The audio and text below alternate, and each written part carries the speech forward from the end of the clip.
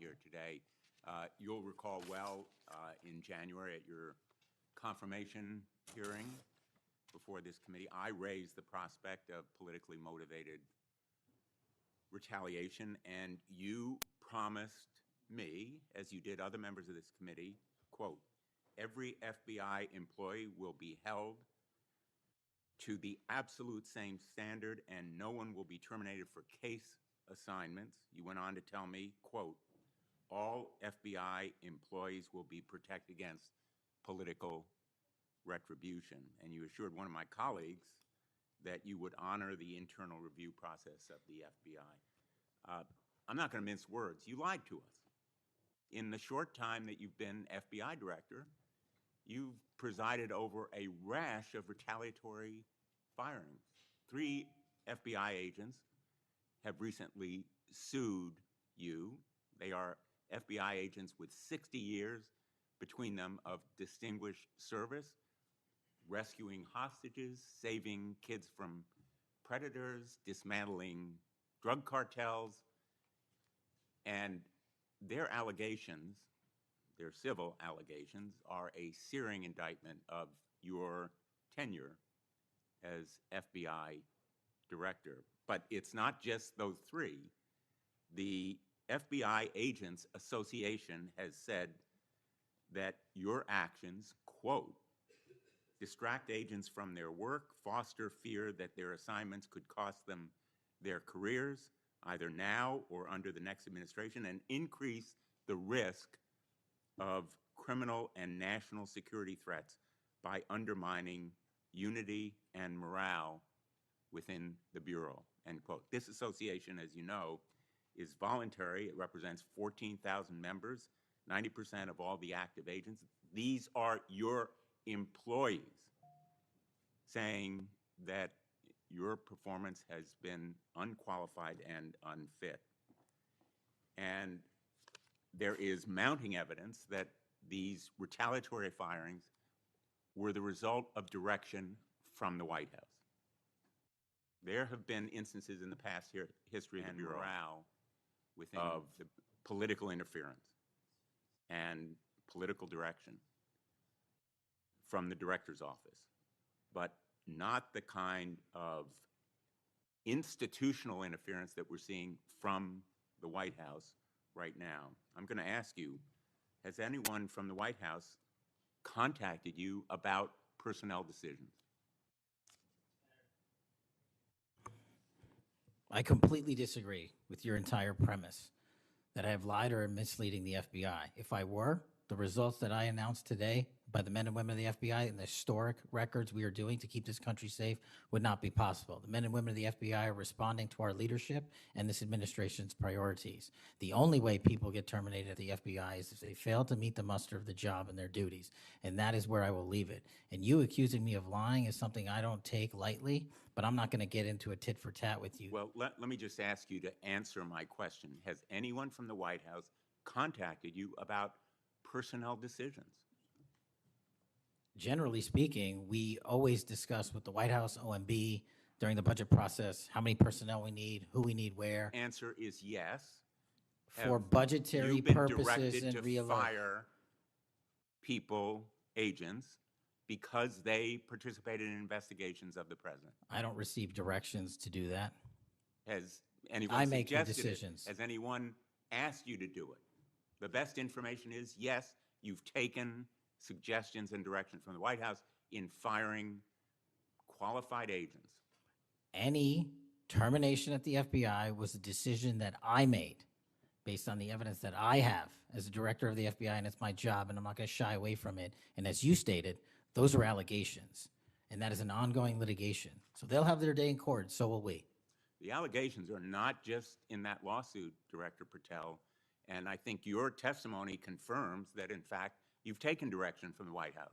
I don't. In those retaliatory firings. It literally does because you've acknowledged that, in fact, they have been in contact with you about personnel decisions. The Let me White House move has on. been, do not put words in my mouth. We're on the record. The White House, like any administration, contacts its agencies on the budgeting process and where it needs personnel and where the mission priorities are. That always happens. If they didn't do that, they would be abdicating the responsibility to law enforcement. I will always work with my partners in the chain of command at the Department of Justice and the White House to ensure that this FBI is delivering the results we are delivering, to include the lowest murder rate in modern U.S. history, to include the most fentanyl seizures in modern U.S. history, to include the most lives saved and the most children found in Just modern ask U.S. you, history.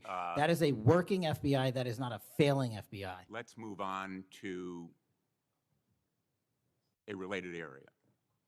In White House discussions, have you been asked or directed by the White House or others to engage in a crackdown on political groups or organizations, nonprofits, after the murder of Charlie Kirk?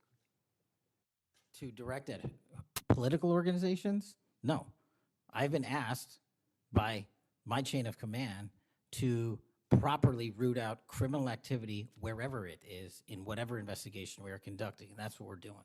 Have those distinctions about whom you're going to target been based on direction from the White House? Nobody gives me a list on who to target. My targeting list is from the men and women at the FBI. Have you talked about investigating certain groups, nonprofits, or foundations or institutions? Whatever those investigations are, they're ongoing, and I'm not going to get into those.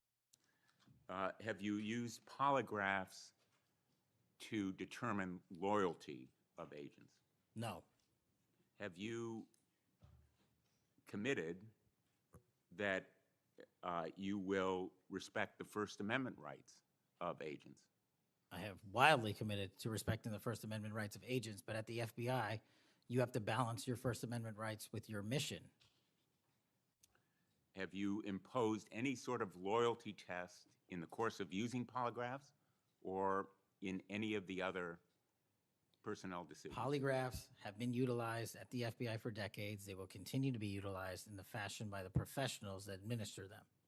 Have you asked under the polygraph test about individuals' loyalty or about their voting records or any kind of past statements? Just to make it abundantly clear, I don't tell the professionals how to conduct polygraphs or what questions to ask.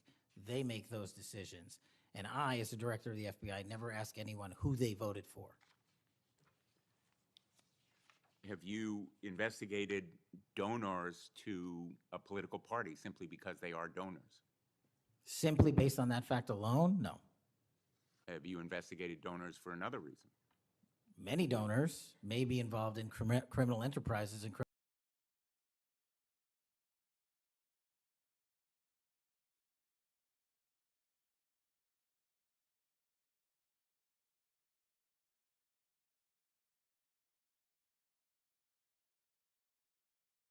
is able to review them on a classified basis? I think this is an important distinction. The Epstein case file is not classified to my understanding. So we are providing what we legally can, and we are going to give Congress what we are legally permitted to do so to the maximum extent of the law. Will you enable the chairman and the ranking member to review them on a classified basis? That doesn't make any sense. If the material in the Epstein file is not classified, there is no basis for a Well, it classified would review. protect the confidentiality of them if they were able to review them on a classified basis. If anyone in this room can get the multiple district court judges to lift their court protective orders in the ceilings, we will happily provide you with more information. Are you in favor of merging the DEA and the ATF? That's not something for me to comment on. Well, those agencies work with you, don't they? With me, not for me. Are you in favor of orienting the FBI toward a national police function as opposed to the enforcement of federal law? The FBI does enforce federal law across the country. That's what we do. But isn't it a fact that you have told the leadership of the FBI that you view it as moving toward a local and state police function? No, we are prioritizing working with our local and state partners, and they will tell you that that has never happened with this much engagement in the history that they have been serving as local law enforcement officers. I believe local cops are the best intelligence source and the best understanding of their communities, and I folded in my FBI agents under that direction to work with them to get the job done. Thank you, Mr. Chairman. For the fourth time today, I want to remind people that my oversight has made clear that Director Ray's FBI was politicized. I've released a trove of records to prove it, not only today, but in past days. I've also said some FBI personnel who have been fired, retaliated against my whistleblowers, and I don't remember my Democratic colleagues defending my whistleblowers when their careers were ruined. Senator Schmidt. Thank you, Mr. Chairman. Before I get into the thrust of my comments and questions, Director, I want to thank you in our meetings prior to your confirmation, during your confirmation. We talked about your desire to get more agents out into the field, out of Washington, and take on violent crime. And you fulfilled that. St. Louis received the largest permanent per capita infusion of FBI agents anywhere in the country. And I know it's not only an isolated event, but we certainly appreciate your honoring your commitment to do that. And I know there's a lot of great opportunities ahead to take on violent crime, which you've highlighted many of the successes in your introductory comments. It's obviously no secret that this hearing takes place in the wake of a horrific American tragedy, the assassination of Charlie Kirk. For those of us who knew him, I know you did too. It's still sort of difficult to put into words what a tragic loss that is, not just for his family, but for our country, for free speech, for a belief that we can have a free exchange of ideas. And he was quite literally shot in the throat in an attempt to silence him and take his life. And so you have this task now of this investigation. There's been an arrest. But I think that we face an even larger crisis that law enforcement alone can't tackle alone. It's a crisis that has culminated in the assassination of Charlie. But it doesn't end there.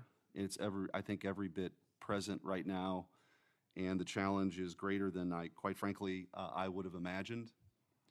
Seeing some of the comments that have taken place after the assassination, and something that I think as a country we have to reckon with. And it's something deeper, much deeper than a rejection of law and order or the norms of civil society. We've entered a very dangerous time, I think, in our country. And that should be clear to everyone.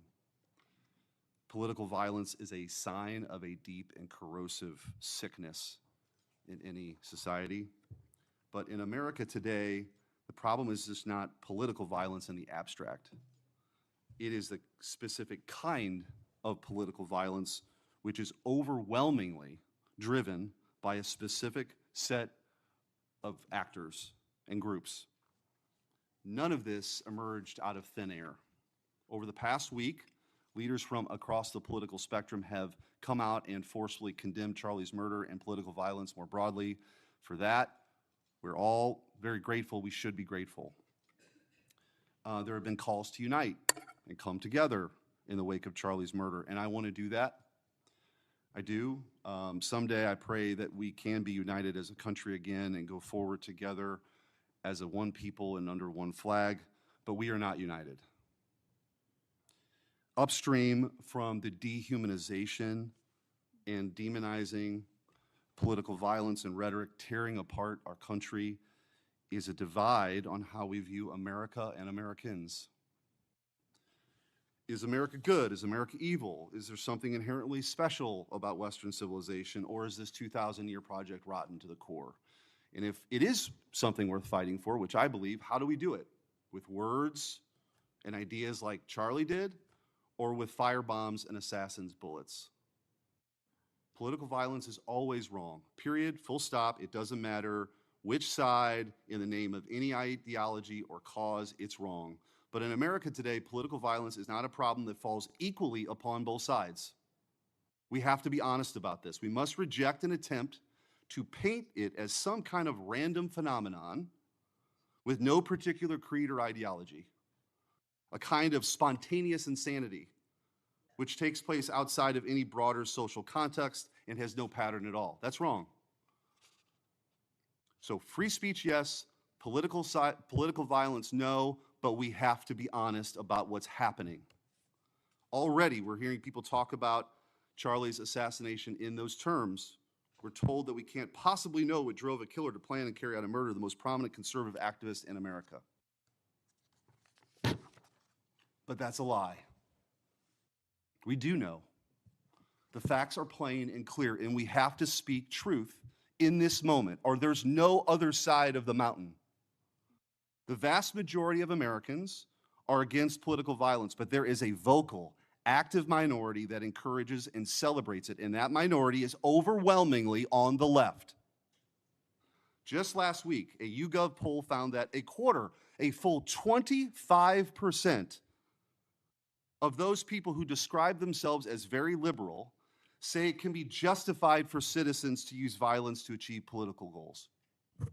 Less than 3% of very conservative Americans say the same. That's too many. That is 3% too many. But we are lying if we think that this is a both sides thing. It's not. We have to confront it. And you're going to have an important job of rooting out these terrorists. This is an ideology that runs very deep. The numbers are virtually identical to the ones I just noted when it comes to whether or not it's okay to celebrate the deaths of people whom we disagree with. And while large majorities in both parties were opposed to celebrating political violence, Democrats overall were nearly twice as likely as Republicans to believe that it is usually or always acceptable to celebrate the death of a public figure they oppose. What in the hell is going on? Earlier this year, a poll found that more than 55% of people on the left believed that it would be at least somewhat justified to murder Donald Trump. These are not just some abstractions on a page. These are our fellow citizens. How can we come together with people who believe these things? We've all seen the flood of posts on social media over the past week, not just a fringe few, but thousands upon thousands of people gleefully celebrating a father of two young children getting gunned down in broad daylight. I wish I wouldn't have seen that video. I wish my kids would not have seen that video. Blue Sky, the left-wing alternative to X, was so overwhelmed with these posts that the platform was forced to issue a statement warning its users to stop glorifying the murder. And it wasn't just random social media trolls. It was journalists, elite college professors, and even politicians, all but saying Charlie's assassination was justified because of what he thought, because of what he said. We saw the flood of hit pieces, the most powerful media outlets in the nation dishonestly attacking and villainizing Charlie for the most vicious possible terms. How can you ask us to unite under that? There can be no unity between good and evil. Somebody has to win this thing. And as a country, we have to absolutely reject it. And don't tell me it's both sides. It didn't happen in a vacuum. Over the past decade, we've seen an explosion of political violence, not just one-off lone wolf attacks, but organized, systemic political violence at a mass scale. It is not organic. It is the offspring of a dark and clandestine system funded in part with our own tax dollars, winning with a large network of foundations, NGOs, activist organizations, and front groups. This system lurks behind every radical leftist movement in our nation today. The George Soros empire has financed a vast ecosystem of radicals, all working together, dropping off bricks at riots to unleash a tidal wave of violently anarchists on our streets and to prop it up in an army of researchers and experts and journalists and propagandists who downplay the political violence. What he's doing is serious. I'm going to ask you, because I don't have a ton of time.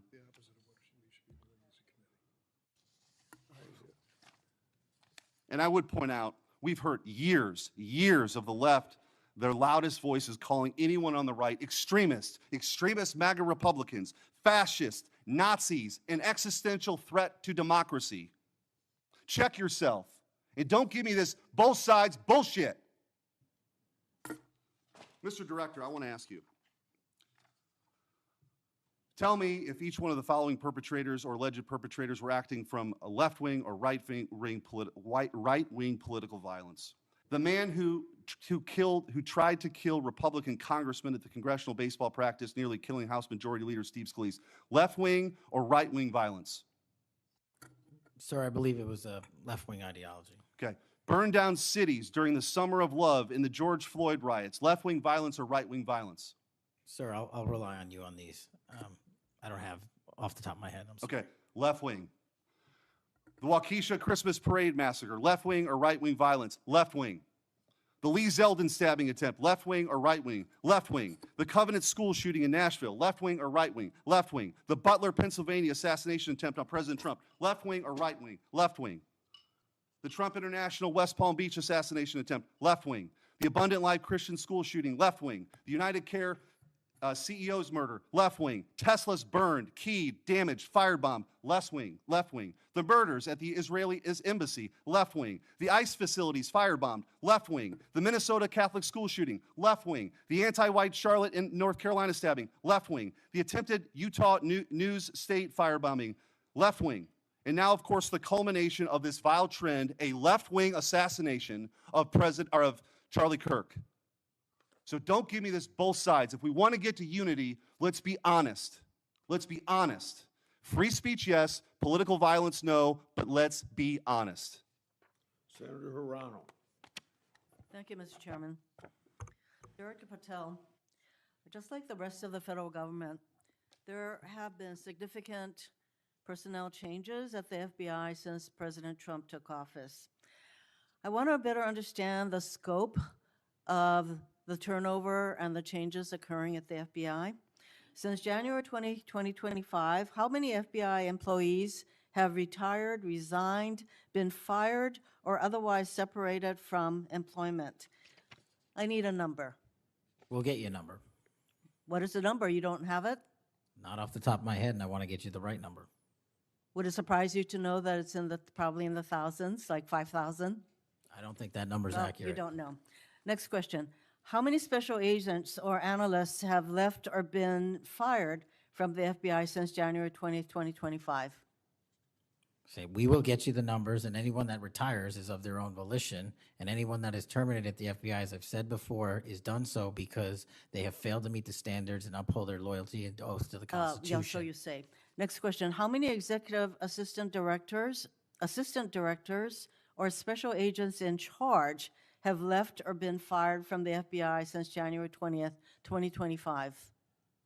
Again, people leaving on their own accord or terminations were done by the standards set at the FBI that have been carried out With this question, I'm getting consistently. to the leadership of the FBI, and you don't have that answer. Next question. Which field office, division, or directorate has lost the most personnel since January 2025? And do you have the answer to that question? Yeah, actually, every single field office in the country, including Hawaii, has received a plus-up of FBI agents because we're pushing them out to the field. Okay, so you're telling me that no field office, division, or directorate has lost any personnel since January 20th, 2025? That's your answer? In Hawaii, there's been a plus-up. In every single state that I'm looking at, we have allocated a plus-up for field offices across the country so that the FBI can continuing the historic achievements it's done in these last 7 months. When you're talking about firings, you're looking for a media hit and a fundraising clip, and I'm not going to give it to you. It doesn't matter under what basis they left. I just want to know how many have left. And I think your testimony is nobody has left. Next question. Nope, Which that's field- not my testimony. You asked it one time, I answered it one time. You didn't get the answer you wanted for your clips. So you keep question. asking it, and I told you I'd get you the numbers, but you can keep asking it. which field office, division, or directorate has gained the most personnel since January 2025? You noted that there have been plus-ups, so which offices have received these plus-ups? The greatest allocation that I believe was given to California and then Florida. Where were those offices? California and Florida. Thank you. Director Patel, you often refer to FBI agents as cops. All of us, Democrats and Republicans, support the police officers who keep our communities safe. But while our states, cities, counties, and towns all employ police officers to protect our communities, Congress has empowered and equipped the FBI to take on missions that local police cannot, especially taking on terrorists, hackers, and spies. I'd like to assess how well the FBI is able to handle its specialized missions under your leadership. The FBI is the nation's lead federal law enforcement agency for investigating and preventing acts of domestic and international terrorism. And yet the executive assistant directors in charge of the FBI's national security and intelligence branches were both forced out at the beginning of the year. Who replaced them in those positions? Excellent qualified personnel to lead the mission of arresting 23,000 violent criminals this year alone. What are That's the twice names as many of the as people before. who took the places of I'm not the- going to give you any names so you can attack them. Why not? So you can attack them. I'm not doing that. The You're not people gonna sitting give in me the those seats names are of- extremely qualified to handle the job. You're We not would gonna not give have me the the names results. of We would, personnel who we would should not be have the on your reduction website. of Fine, violence in the moving state on. of Hawaii if we did not allocate the Earlier resources we this did. year, FBI counterterrorist special agents and investigators were reassigned to assist with immigration enforcement. Reportedly, these counterterrorism experts were returned to the jobs they trained for in late January after Iran threatened to retaliate for our strikes on their nuclear facilities. Have those experts remained in the jobs they trained for since that time? Yes or no? FBI agents' primary responsibility is exactly what they are assigned to do. We always work with our So since they interagency part. returned to their positions, If you're not are going to they let me still in answer, those why don't you positions? just do your soliloquy in the 4.5 minutes you have I left? am not asking for a soliloquy. It's just a yes or no. Are those people who were returned to their jobs still on those jobs? Yes or no? They never left. What was that? They never left their primary job. It is a surge of resources in law enforcement working with the interagency to combat violent crime and reduce They were violent never- crime in okay, they were never historic reassigned to do immigration. proportions. That's your testimony. Okay, Director Patel, the FBI is also the lead federal agency for investigating cyber attacks and Yes. cyber intrusions, both by foreign nation states and by non-state hacker groups. Since President Trump's inauguration, the executive assistant director in charge of the criminal and cyber branch and the head of the FBI's cyber division have both left the FBI. What are the names of the people who replace them in those positions? The cyber branch is one of the most impressive at the FBI.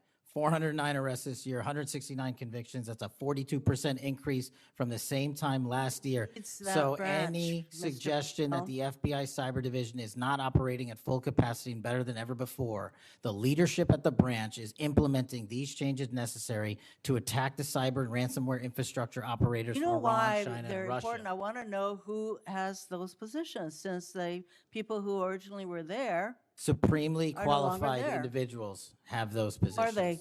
Supremely qualified Who individuals. are they? What are the names? You're not You getting don't them. know. Special agents who investigate cybercrime were also reassigned for immigration enforcement. Have those expert investigators returned to their duties? Yes or no? All agents remained on their primary duties while surging to allocate resources for interagency operations to the Homeland Security task forces across this country. So are you, Am I what? see, I'm not getting the yes or no answers. I get all this explanation, so there you go. No, you get the work that Are the men you and women of the planning FBI are doing. You Any don't want that. additional personnel cuts to the cyber division in the future? The only people that will be terminated at the FBI will be those that violate their oath of office or fail to meet the high standards at the FBI. Director Patel, the FBI is meant to be the tip of the spear in combating terrorism against the United States from both foreign and domestic sources. It's also our lead agency in fighting the hackers who target our businesses and critical infrastructure. But instead of a specialized role fighting these kinds of terrorists, hackers, and spies, you have the FBI playing the role of local police and helping with immigration enforcement. I'm going to move on to my, you've been asked some questions about changes to your hiring standard, and including college degrees and possibly the age. But, one question I had is,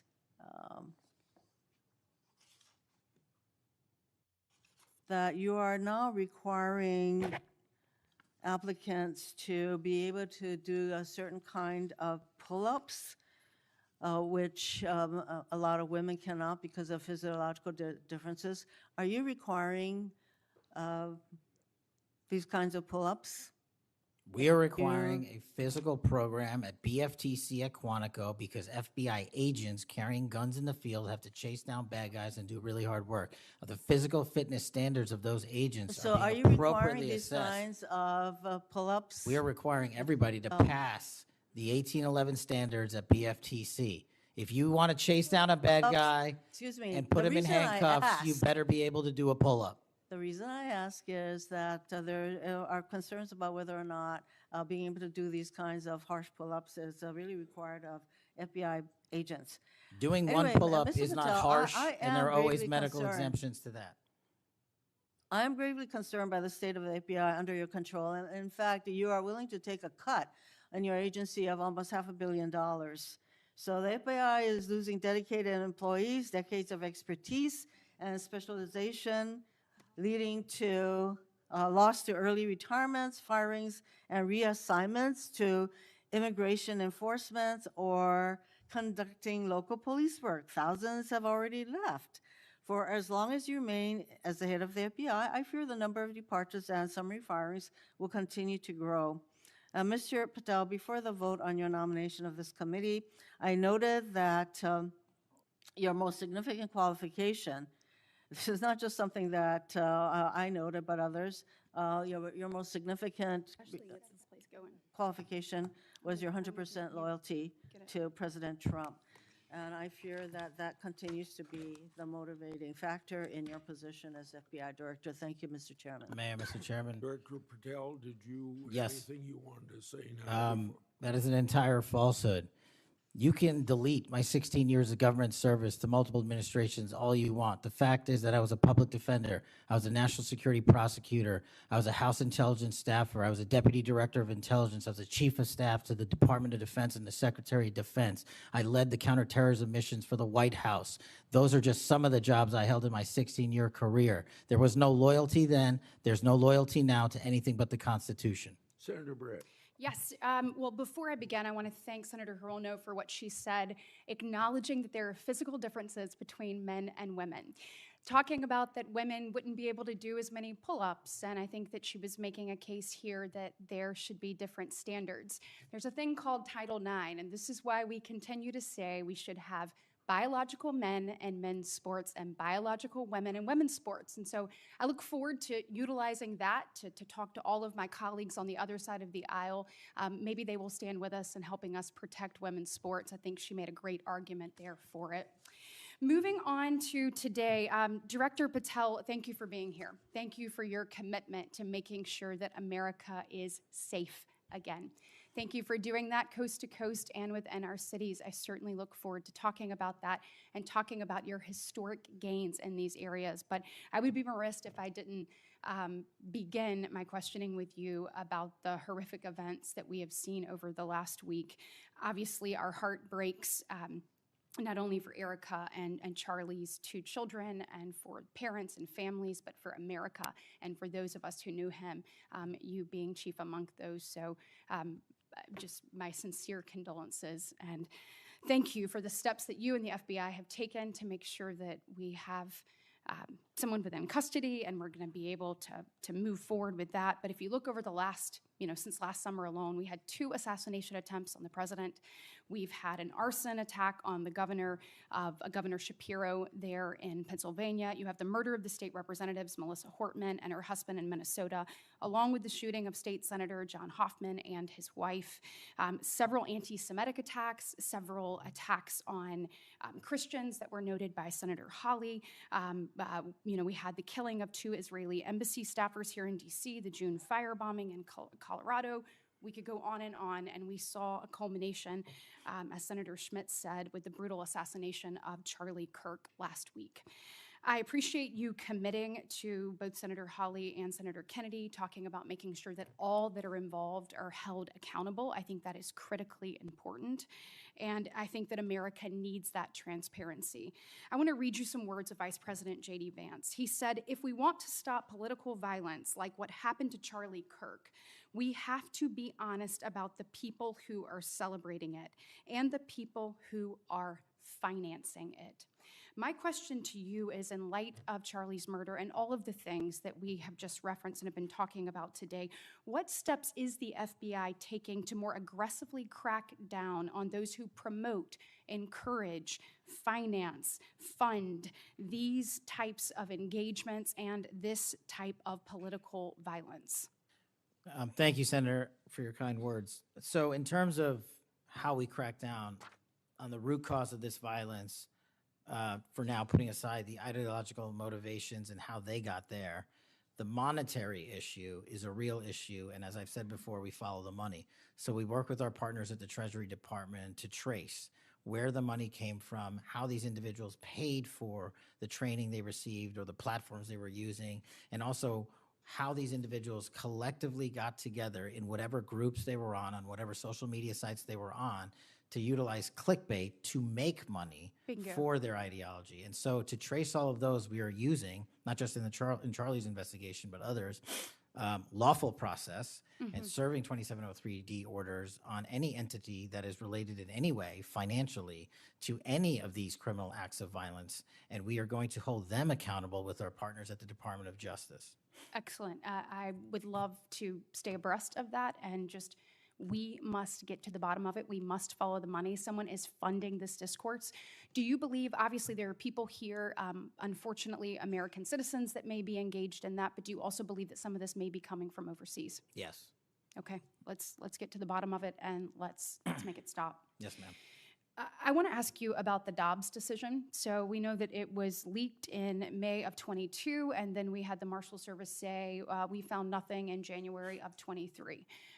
I find that absolutely mind-boggling, that we can't figure out who leaked that opinion. We know it was done in attempts to undermine the process, and then the intimidation of the justices occurred after that.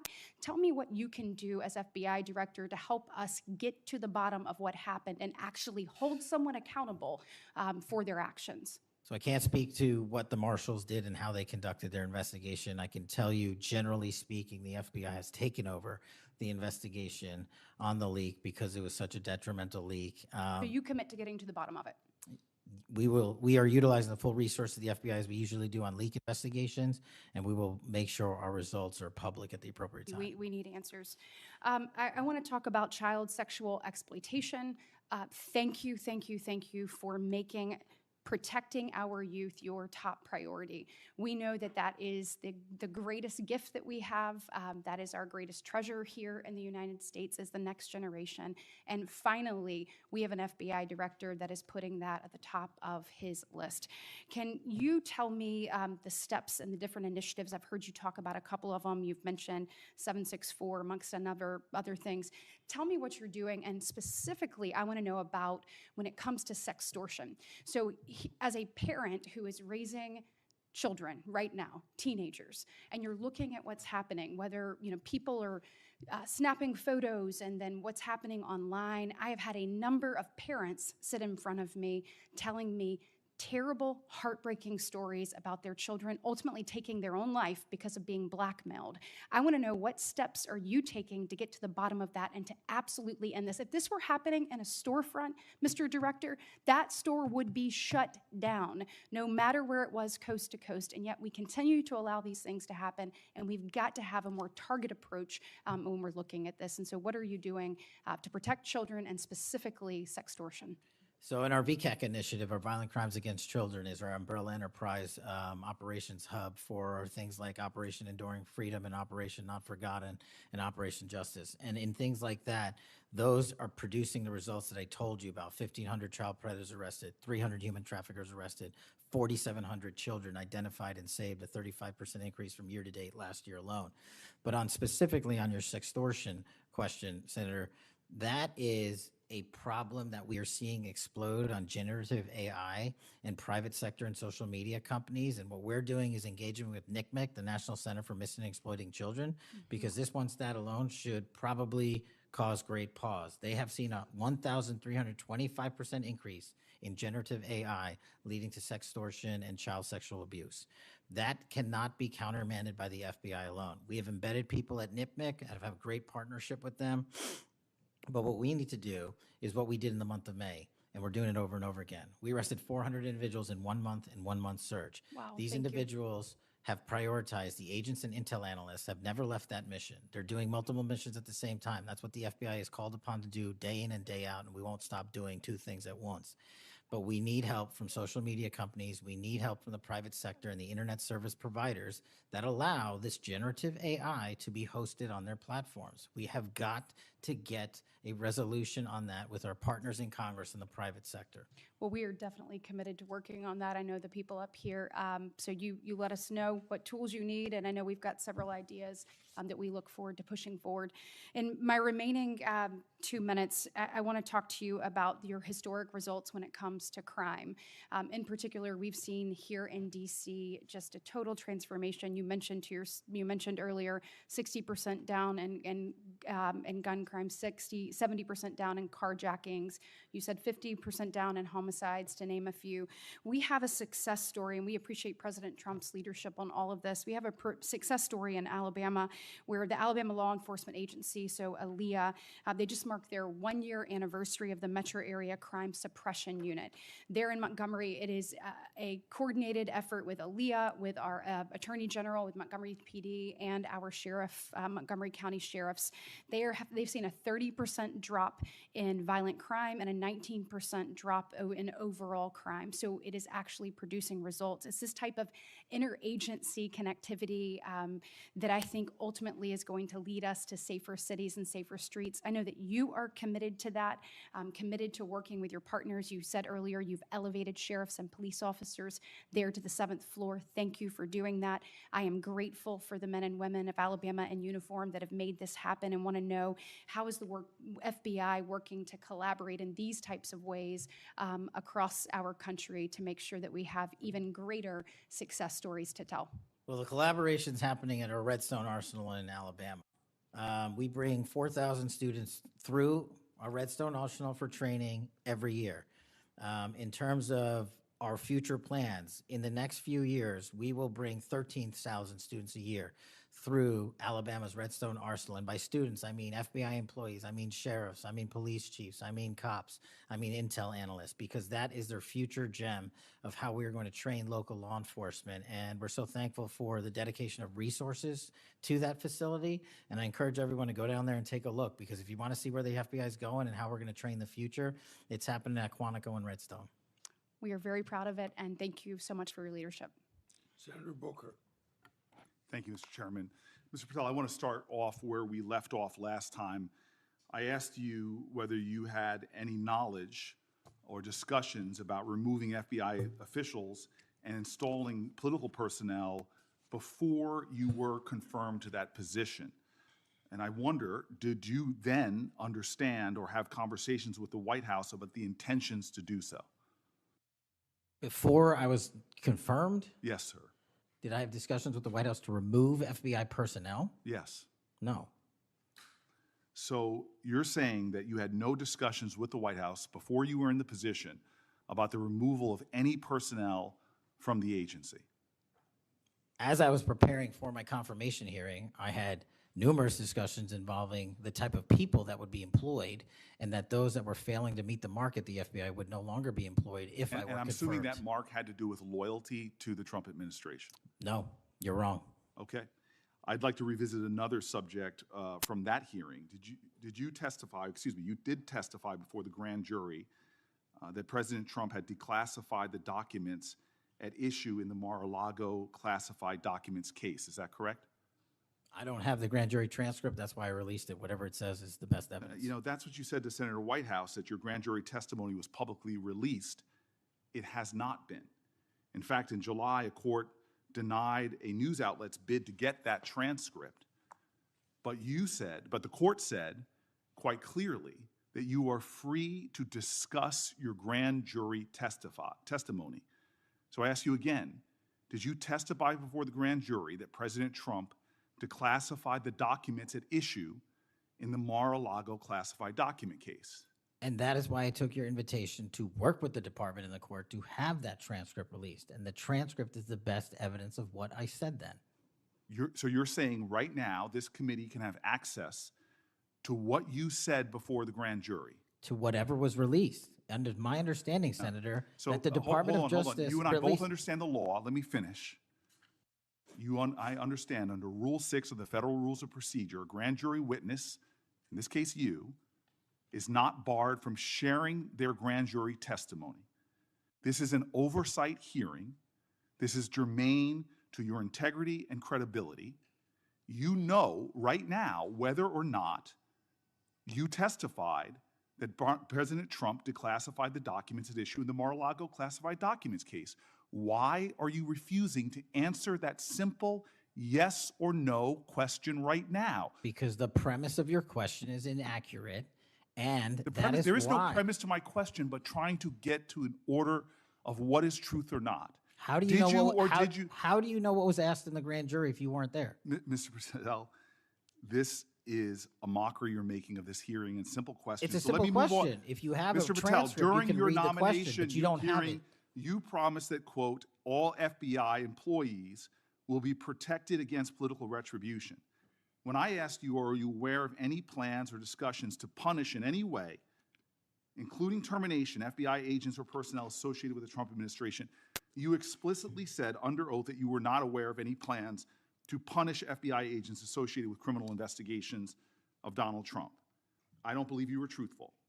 Firing FBI employees based solely on the cases that they are investigating, their case assignments, is illegal, and you know that.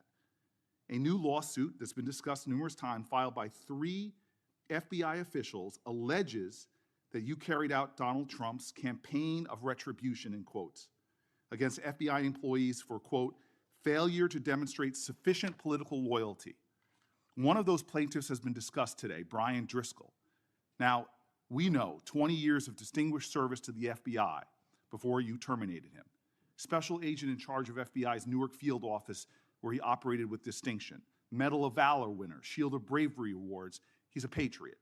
You terminated Driscoll via a letter dated October 8th, 2025, and in that letter you said that you were firing him pursuant to Article 2 of the Constitution. Well, you're not the President of the United States, and so I'm wondering under what authority you were allowed to terminate him.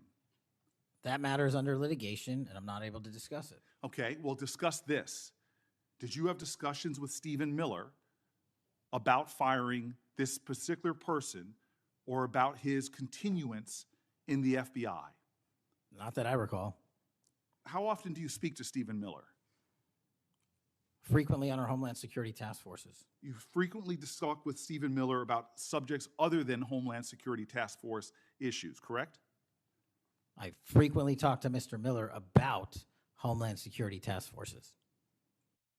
Has Stephen Miller ever given you his opinions on how to run your agency? Mr. Miller's interagency operations are invaluable to the FBI. That's what we talk about. So you frequently discuss your job and your responsibilities with Stephen Miller and Pam Bondi, I imagine, as well. Absolutely. She's the Attorney General. Understood. Okay. Donald Trump promised to make us all safer. You have pushed out senior FBI agents with decades of knowledge and experience. In fact, this is the first time in FBI history that neither the director nor the deputy director have any experience with the FBI. You've shifted the agency's priorities primarily to pursuing Donald Trump's immigration enforcement agenda. According to ICE data, the Cato Institute, which is a conservative think tank, found that 20% of all agents have been diverted from their work to assist ICE immigration enforcement. 20%. Part of this operation is the work of masked law enforcement who jump out of cars, snatch people off streets at churches, schools, and their jobs and hospitals. Have there been any FBI agents who investigate crimes against children that have been assigned to immigration enforcement, yes or no? The premise of what you say is entirely Have there been false. any FBI agents who investigate no. foreign domestic terrorism? You don't get to say America is not safer under this I am leadership. not saying America that. is You're safer making because of the work of the presumption- FBI. You're making a presumption of premise. 4,700 children. Sir, we have you seized 6,000 weapons and you are not 23,000 violent denying felons have that been FBI arrested. agents who investigate human trafficking have been reassigned to immigration enforcement. You are not denying that FBI agents who are on the task force that fight against Russian oligarchs have not been reassigned. Public Corrections Squad reassigned. People who defend us, defend children reassigned. You're not denying that. I've seen you FBI time and agents time don't again get reassigned. attack my colleagues' premises of questions as a way to not answer the question. So let me end with this. I believe you have made our country weaker and less safe.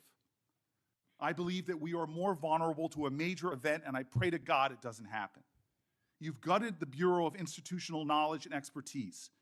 You fired or pushed out seasoned FBI officials, many with more than 20 years of experience, and were working on cases that were critical. You've been purging thousands of serious law enforcement officials who spent their careers keeping us safe, only to lower hiring standards in order to find anyone to replace them. And shockingly, you admitted in this hearing to Senator Coons that it would take 14 years to fill the vacancies at your agency. Many are the result of your purge. 20% of FBI agents are doing low-level immigration enforcement instead of their mission-critical work. You've disbanded entire task forces that stop election interference, foreign influence, public corruption. And who benefits from this? Well, corrupt people benefit from it. Criminals benefit from it. Vladimir Putin benefits from it. And it really makes me wonder who you're looking out for. It makes me think we can't trust you as a nation. You swear to release the Epstein files, but now you're withholding the Epstein files. You claim that you have a suspect in a serious assassination. Whoops, then you don't have a suspect. You know nothing about plans to remove FBI agents, yet you're directly involved in those plans. In the words of an ex-FBI official, you are overseeing, and I quote, generational destruction of the nation's premier law enforcement agency. Mr. Patel, in just 8 months, you have assaulted the institutional integrity of the FBI. But I know FBI field agents. I've worked with them in Newark. No matter how truly bad you are, you can't undermine the legacy of agents who fight every day to keep us safe, but you can tarnish the integrity of the agency and undermine the agency's capacity. I believe you're failing as a leader, and that your failure does have serious implications for the safety and security of Americans and our families. We're more vulnerable to domestic and foreign attack because of your failures of leadership. I don't think you're fit to hand the Bureau, but here's the thing, Mr. Patel. I think you're not going to be around long. I think this might be your last oversight hearing. Because as much as you supplicate yourself to the will of Donald Trump and not the Constitution of the United States of America, Donald Trump has shown us in his first term and in this term, he is not loyal to people like you. He will cut you loose. This may be the last time I have a hearing with you because I don't think you're long for your job. But I'm going to tell you this, I pray for you. I pray for you that you can step up and defend your oath, defend the Constitution, and do a much better job of defending this country. Thank you, Mr. Chairman. Do you want to say anything? Yes, at sir. this point? That rant of false information does not bring this country together. If you want to work on bringing this country, it's my time, not yours. My If you- God. If You're you gonna want to lecture talk me about dividing this country, It is I my follow time. you on your social media posts, that It is tears my this country time apart. to There address should be a your unifying- falsehoods. Oh, You Senator are an Booker, you can try embarrassment all to the you division want in this to country. not Senator, take it is my responsibility time. for You what you had your have said. time. Sir, you're Your making a time is mockery of this over. committee. Sir, you don't tell me my time is over. You The know how people far of New we've Jersey come tell me since what my you tell- time is. Senator- You can't lecture me. You can tell me Sir, my time's over? You may be the charge of the I'm not FBI, going anywhere. but I am not afraid of you, Mr. Chairman, Not afraid of you. Mr. Chairman, point of order. Senator Booker, I announced at the beginning of this meeting that this back and forth, talking over each other doesn't work. And I said if that happened, I asked Patel not to respond, and I was going to give him some time after the senator's time was up to respond. And he has the privilege to do that uninterrupted. Mr. So Chairman, go- one point of Go order. ahead, Mr. I've Patel. watched him talk over us, and you've never once criticized him for us not even being able to If- get our questions out. Well, He has been rude and disrespectful to senator after and- senator. And when the senators were not giving him a chance to answer, I didn't stop the senator either. Go ahead, Senator. Thank you, Mr. Chairman. If the FBI, under my 7-month leadership, were failing this administration in this country, why do we have 23,000 violent felons arrested this year alone? A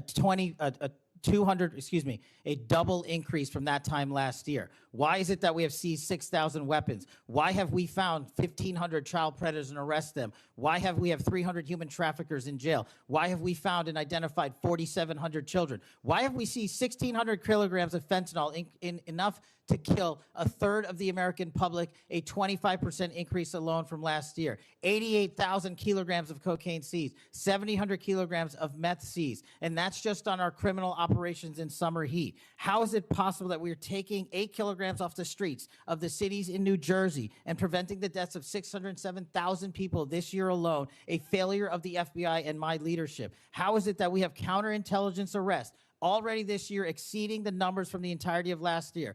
33% increase in PRC, 83% in Russia, 60% in the CI space as it relates to Iran, and we haven't even talked about CT, the southern border, the northern border.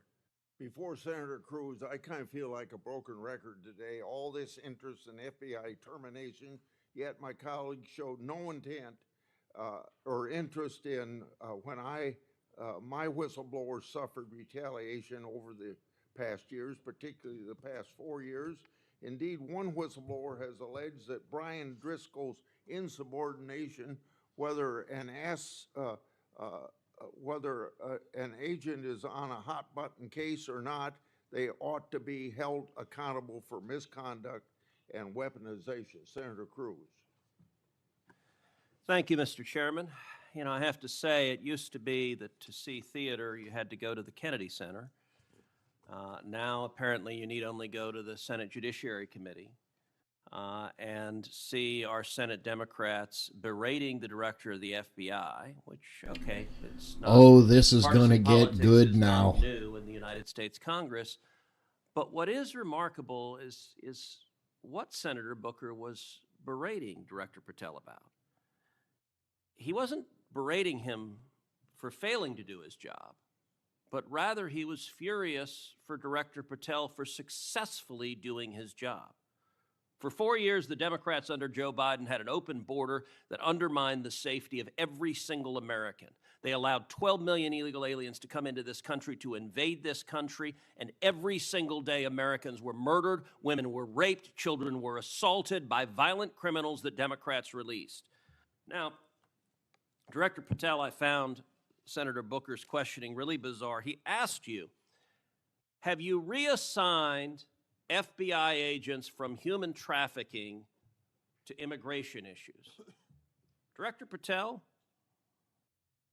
are the Mexican cartels that are bringing people illegally into this country engaged in human trafficking? Yes, sir. What the hell does it mean to reassign someone from human trafficking to immigration? The greatest human trafficking in the world has been over the last 4 years at our southern border. It is modern-day slavery that the Democrats still defend. They still defend those open borders.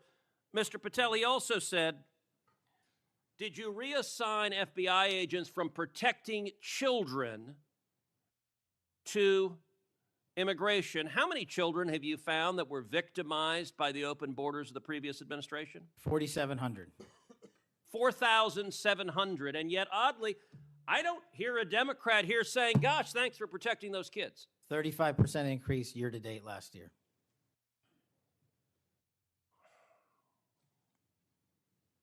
All right, I want to shift topics.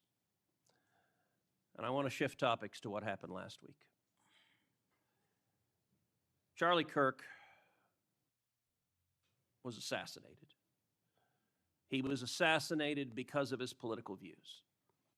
We're living in a time of enormous division and tragically hatred, and hatred that manifested in evil that we saw last week. Now, the FBI, working in concert with state and local law enforcement, apprehended what appears to be, in all likelihood, the murderer. And you did so in just 33 hours. So I want to start by just congratulating you and the FBI agents and state and local law enforcement for successfully apprehending the murderer in less than a day and a half.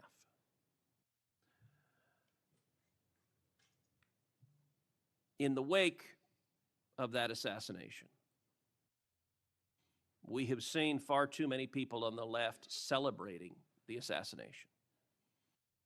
We've seen Democrats, we've seen activists cheering it on. We've seen tragically teachers in high schools, teachers in elementary schools, university professors cheering on the murder of Charlie Kirk. You and I both knew Charlie well. He was a good friend. He was an extraordinary man.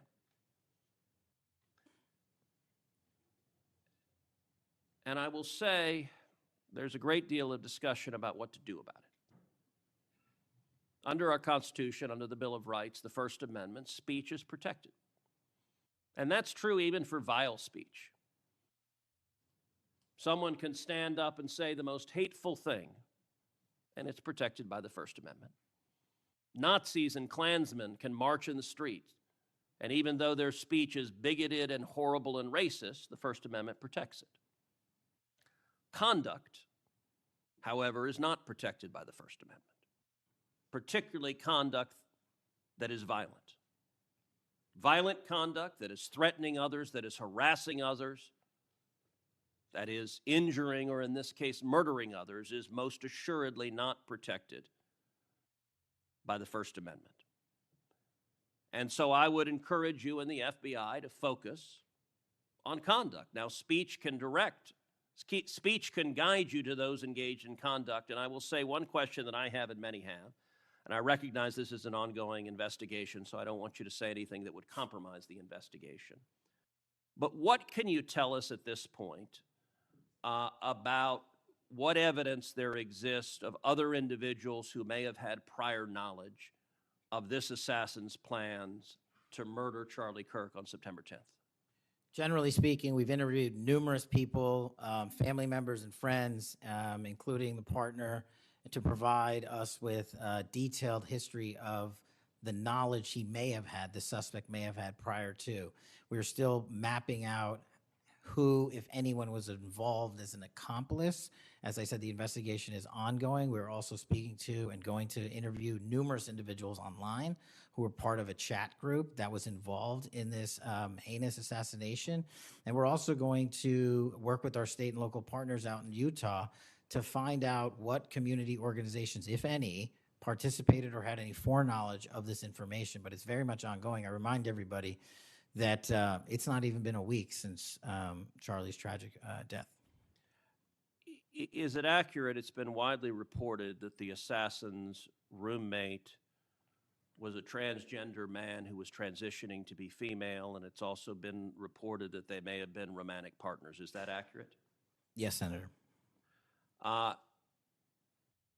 And I assume the FBI is investigating. It has also been reported that there were transgender chat rooms that may have had some awareness of the plan to commit this murder. Is that accurate as well?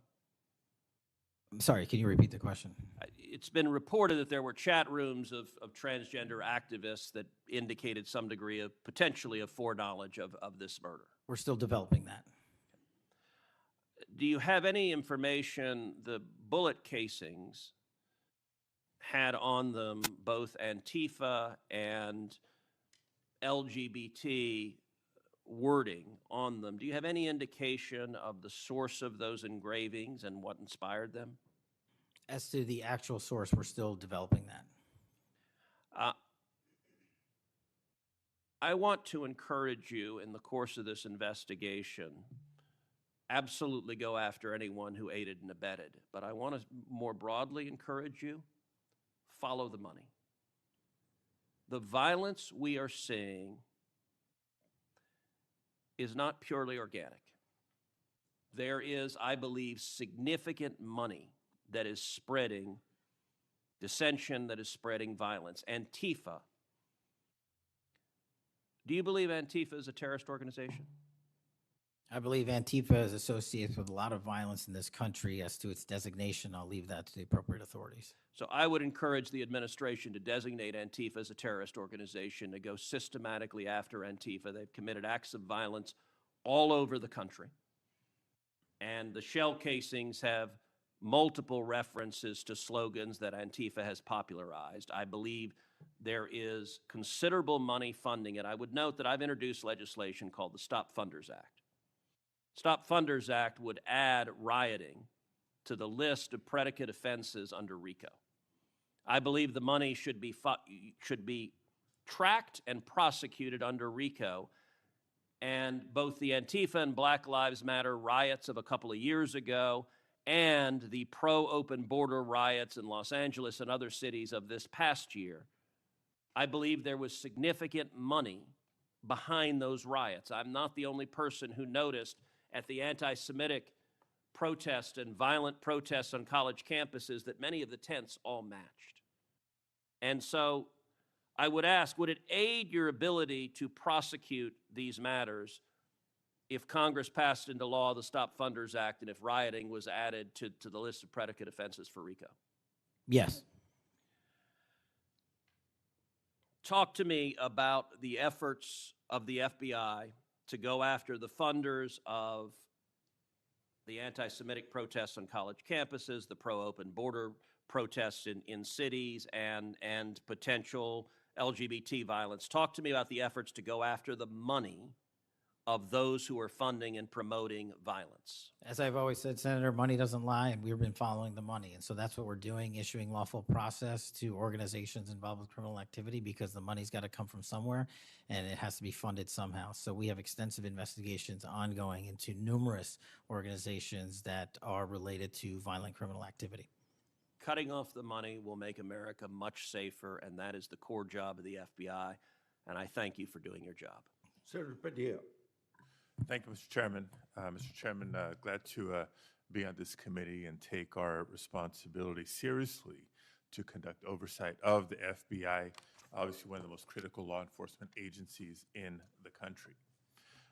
As Senator Klobuchar and others on this committee have reminded us, the last several months have provided far too many reminders of the political violence crisis in America today and the gun violence crisis in America today, including the tragic killing just last week. Director Patel, this committee takes seriously its not just oversight role, but recognizing the FBI's important role in protecting the public from gun violence while respecting constitutional rights. If you recall, this was a significant subject area of my questioning during your confirmation hearing. The Bureau plays a central role in enforcing federal firearm laws, ensuring the accuracy of background checks, and monitoring trends like machine gun conversion devices and lost or stolen firearms. Now, during your confirmation hearing, you pledged that the FBI would enforce firearm laws fully and fairly, consistent with the Second Amendment. Yet we continue to see a sharp rise in lost and stolen firearms reported by federal licensees. Can you point to any measurable enforcement results like arrests, not just arrests, but also prosecutions or task force expansions since you became director? I'll get those to you, Senator. Nothing you can share here today? No, I'll get the full list to you. You came unprepared today to respond to questions which you knew were important, going back to your confirmation hearing. Now, the Bureau has warned about the public safety threat posed by machine gun conversion devices, which convert semi-automatic weapons to automatic ones. Can you at least reference what resources you're dedicating to this threat? Absolutely, Senator. Part of tracking ghost guns, as you alluded to, is having a sustainable database, which is hubbed out of our CGIS division in West Virginia. And we've allocated more resources so that FFLs can track and trace firearms that are stolen and make sure they don't get into the population. That's one of my primary concerns, that we don't want stolen weapons anywhere near anything. But the numbers continue to go up as reported by federal licensees. Let me get to my next question on this topic. You previously stated that you hadn't reviewed Fixed NICS, a federal law that improves reporting to the National Criminal Background Check System. 8 months into your job, what concrete steps have you taken to ensure that NICS records are complete, accurate, and timely? That's actually a great question that we have dedicated a lot of resources to, again, at CGIS. The NICS system has been trying to get to 100% within 15 minutes. We are currently at 93%, with 87% of those being responsive in less than 60 seconds. So we got more Do you work to do. think additional resources would be helpful in getting to 100%, or do you still argue that less resources are necessary to get from 93 to 100? No, I just think we have to work on how fast our actual infrastructure processes these things. On to a question about resources. The FBI's core mission is to counter terrorism, espionage, and major criminal threats. Now, recent large-scale reassignments to immigration enforcement or politically motivated investigations cause me concerns that other critical missions are being neglected. One example, in March of this year, you created a Tesla-related task force and diverted personnel from the domestic terrorism operations section to work on that task force. What risk analysis justified that decision, and do you still consider domestic violent terrorism to be a lower priority?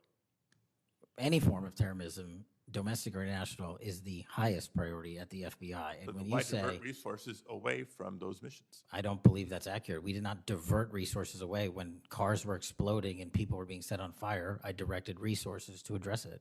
Well, then I'll suggest in your follow-up, and we can make this more explicit in our questions for the record, that you provide the accurate information about the diversion of resources. Because, again, when I understand that you authorize large-scale agent reassignments from counterintelligence and cybercrime to not just immigration cases, but others, it has an impact on the other priorities like nation-state threats and ransomware investigations. Moving on to a different subject area. Safeguarding our elections is a core FBI responsibility. The public needs confidence that election security work is driven by facts and free from political influence. Mr. Director, do you agree with Attorney General Bondi's decision to disband the FBI Foreign Influence Task Force? The disbanding of that task force did not in any way reallocate or take away resources from that critical mission set. So then how are you mitigating the risk of foreign actors interfering in U.S. elections heading in? As I've highlighted through our cyber programs, which have seen a 40, 50, 60% increase in arrests for cyber threat actors looking to not just harm our critical infrastructure systems, but also interfere in our elections. We've had multiple arrests this year of individuals who are interfering in that process. Did the Department of Justice's Election Integrity Task Force seek statewide voter lists and driver's license data? I can't speak for the Department of Justice. You're a member of the Department of Justice. I can speak Did for the the FBI play a role in those requests? Whatever requests that we had pursuant to the department's direction were provided So then you can speak for the to FBI. those actions. For the FBI. So you can speak to those actions. For the FBI. So what role did you play in those requests? Whatever requests we get from the department, I don't have those details in front of me. We provide whatever requests they have. I have not many details in front of you on a lot of the questions coming from this side of the aisle. So I do hope that there are substantive and accurate responses to our questions in writing. In my time left, Mr. Chairman, I just want to call out a couple of observations. The director before us has tried to explain, I won't say explain, tried to explain how he doesn't need another $500 million to do the job. And specifically that even if the FBI had an additional $500 million, it would take years. I think he referenced 14 years to fill the vacancies. But in the meantime, relying on partnership with local law enforcement to fulfill the mission of the Bureau. As we've discussed in other hearings and in other committees, by the way, given this immigration mass deportation agenda of the administration, the FBI is not the only one leaning on local law enforcement to do the job. ICE has made it clear that they're doing the same. Other law enforcement agencies within DHS is doing the same. So much so that ICE's recruitment, because they're not only not advocating for cuts, they're actually requesting additional dollars and have issues about policy with them. But if ICE's plan to do the job is not just hiring up significantly, they don't seem to have that as a concern, but the FBI does. Both ICE and the FBI are citing partnerships with local law enforcement, which, look, partnership and engagement is great. But having come from local law enforcement at the outset of my public service career, I also know that capacity and resources at the local level are strained, particularly in times like this. And when ICE is going on a hiring spree, and you have local law enforcement agencies worried about their ability to recruit and retain local law enforcement officers and not losing them to the federal government, then our reliance on those local law enforcement agencies is a perilous strategy to take and could undermine local law enforcement's ability to address crime at the local level, whether it's white-collar crime, organized retail theft, violent crime, et cetera, et cetera, et cetera. And in my final minute, I will also suggest this. Director Patel has referenced earlier in the hearing that one of the most significant value addeds of partnering with local law enforcement is that they are the best intelligent source. Is that correct? For on the ground. Yet, when local law enforcement is put in a perilous position of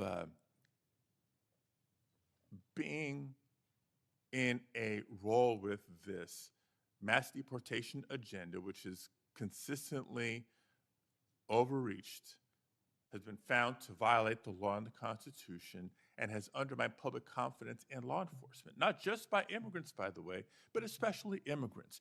When immigrants are victims of crime and are afraid to come forward because they don't know what law enforcement is going to do with their information or not, when immigrants, legal or undocumented, are witnesses to crime and are afraid to come forward with that information because they don't know what's going to happen with their information or not, that undermines the credibility of law enforcement with the community and undermines the intelligence, Director Patel, that you say are the best source of intelligence when it comes to law enforcement. So it's shaky, it's worrisome, and in my opinion, overall, you are failing to live up to the role and responsibility that you have been confirmed to, and I associate with myself with everything Senator Booker said earlier. Thank you, Mr. Chairman.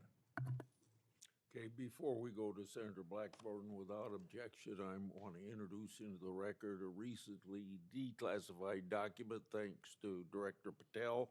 The document is a Director Ray FBI analysis of Nellie Orr's false statements to the Congress.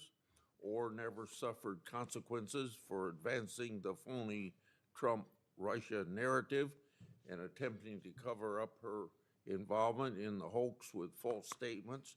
Yet time and again, the American justice system has been weaponized against President Trump and his associates, such as Peter Navarro, with reckless abandon. The DOJ's inaction on Nellie Orr's criminal referral, despite the obvious incriminating evidence provided in the FBI's own analysis undermines public trust in the rule of law thanks to Director Ray's utter failure. Senator Blackburn. Thank you, Mr. Chairman. And Director Patel, thank you ever so much for being with us today. And I want to thank you for your commitment to fight violent crime in Memphis. And when you first came to meet with me before your hearing here, I gave you the stats on Memphis, Tennessee, and their crime rates. And then you committed then and again at your confirmation to help us. You have been true to your word, and we are very, very grateful. Operation Viper has been such a success. The 500 arrests are important. These are gang members and gang leaders out of Memphis, Tennessee. There are over 100 gangs in Memphis. So the impact of these arrests, the impact of 100 indictments of these gang members. And now we have a U.S. Attorney's Office that will actually prosecute violent crimes and actually take up and prosecute federal gun crimes. This is helping to make Memphis safe again. And yesterday at the White House, to have the president announce the second phase of this with bringing in the Guard, and we've got ATF and DEA and the U.S. Marshals and Homeland Security, and the work that you and General Bondi and the president have done is so appreciated by the people of Memphis, Shelby County, West Tennessee, and I am ever so grateful for the work you've done. You know, one of the things as we talk about Memphis and what a vibrant and wonderful historic city it is, it's important to realize Memphis is one of the logistics hubs in our country. You have I-40, which goes East Coast to West Coast. You have the Port of Memphis. You have FedEx. You have all 5 Class A railroads that are there, as well as so many companies that are important to Memphis. And I have found it so interesting that some of my colleagues want to complain about agents being taken out of the DC office and actually put to work in the field because they've been needed in the field. And you can look at the stats from Operation Viper and see the difference that they have made. And we so appreciate that. I do want to drill down just a little bit on the issue of cargo theft, which ties into the logistics hub in Memphis. We've got a lot of companies that go through there. IMC is a big logistics company. People in Memphis know what it takes to keep America moving. But what a lot of people may not realize is that many of these criminal gangs have been focused on cargo theft. This is how they pay for their activities. So in addition to the carjackings and the home robberies and the smash and grabs and some of the human and sex trafficking, they've gotten into cargo theft. And cargo theft in Memphis has increased over 5,000%. 5,000%. That's what you saw with a Biden administration who wouldn't drill down on this. So having these agents out in the field, having an interagency approach is something that is going to help us with getting our hands around this cargo theft. So talk for just a minute about what your team has done there and the importance of having that interagency approach. Absolutely, Senator. So Operation Viper nests under Operation Summer Heat, and in multiple cities and mid-major cities across the country, we have surging resources based on crime. And Memphis, as you know, Senator, had the highest per capita homicide in the rate in the country, and that was simply unacceptable. And so what we did was what we call phase 01 of operations at the president's direction. We went into some of these cities quietly to collect the intelligence that was necessary to start these operations, to start seizing these firearms, which we seized, I think, over 115 firearms off the streets, to start taking narcotics off the streets, and also to infiltrate the gang network, the criminal street gang network that is providing these guns and drugs to the public in these communities, allowing for these shootings. And so what the FBI is good at, what the FBI is great at, is partnering with our local authorities in places like Memphis and Miami, and Chicago, and so many other cities across the country, to start the work, because you can't do the work on a dartboard basis. You need ground level intelligence. And that's what we do, working with our state and local law enforcement. And the results, I think they said over 100 indictments federally just in this 3-4 month surge. And now we're going to go in there with more resources to finish it. And we are grateful for that. And I think it's so important for my colleagues, what we have seen in Memphis. You mentioned something very important. Your agents go in and they go in quietly. There was no press conference. There was no fanfare. You went in there to work. And very importantly, you gathered the intel. Who are these gang leaders? Where are they? Figuring out who was doing what, and then setting up the process to apprehend these individuals. And it requires infiltrating those networks and having that data to work from so that you are working in partnership. And as I have talked with elected leaders in Shelby County and Memphis, as we have talked with those in law enforcement, they have been so grateful to have this support and this additional education that comes, because local police are learning from your agents when they are learning how to track these gangs and infiltrate these networks. We know that phase 2 of this operation is going to kick off. The Guard is going to be there to support the Memphis Police Department to help them kind of catch up, because they still have a lot of people on their board. They know who they are, where they are, what they're doing. They want to apprehend them and bring them forward.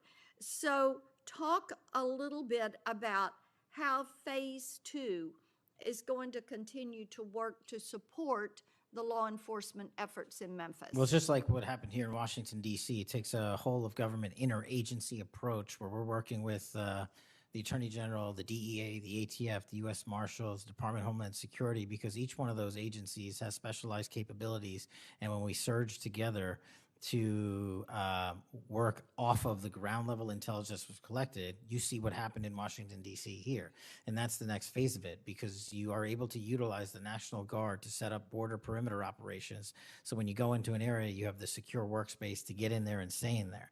The key here, Senator, is sustained criminal investigations and sustained prosecutions that clear Memphis, like we did Washington, permanently, and leave behind a blueprint for what local law enforcement can do with our federal partners to sustain that. We don't want to go backwards, and that's critical, but we're in the next step. Sustaining it will be the last one. Well, and we certainly appreciate that. I do want to touch on Operation Restore Justice. And Senator Britt mentioned some of this very briefly, and I know that you and A.G. Bondi have done a tremendous amount of work in protecting children. I appreciate that. And we passed my Report Act last year, and President Biden signed it, and this does require social media to report to NCMEC so that we can have these perpetrators followed up with and apprehended. That's a good start. We're still trying to get the Kids Online Safety Act passed. That has been a bipartisan effort. We have looked with disdain at what has happened with Discord and Charlie Kirk's alleged killer. Talk for a moment about what else Congress ought to do in order to give you all the toolbox you need to apprehend these predators and pedophiles? Well, I think we need to go after the monetary backbone of this infrastructure, like we discussed earlier. I think we also need to make parents across the country aware of how invasive some of these social media sites are and how much criminal enterprise is going on and how easily these kids can be sucked into it. And also, the only way, in my opinion, to do that, is as Senator Klobuchar and I believe Senator Graham had stated, was, we need to work on Section 230.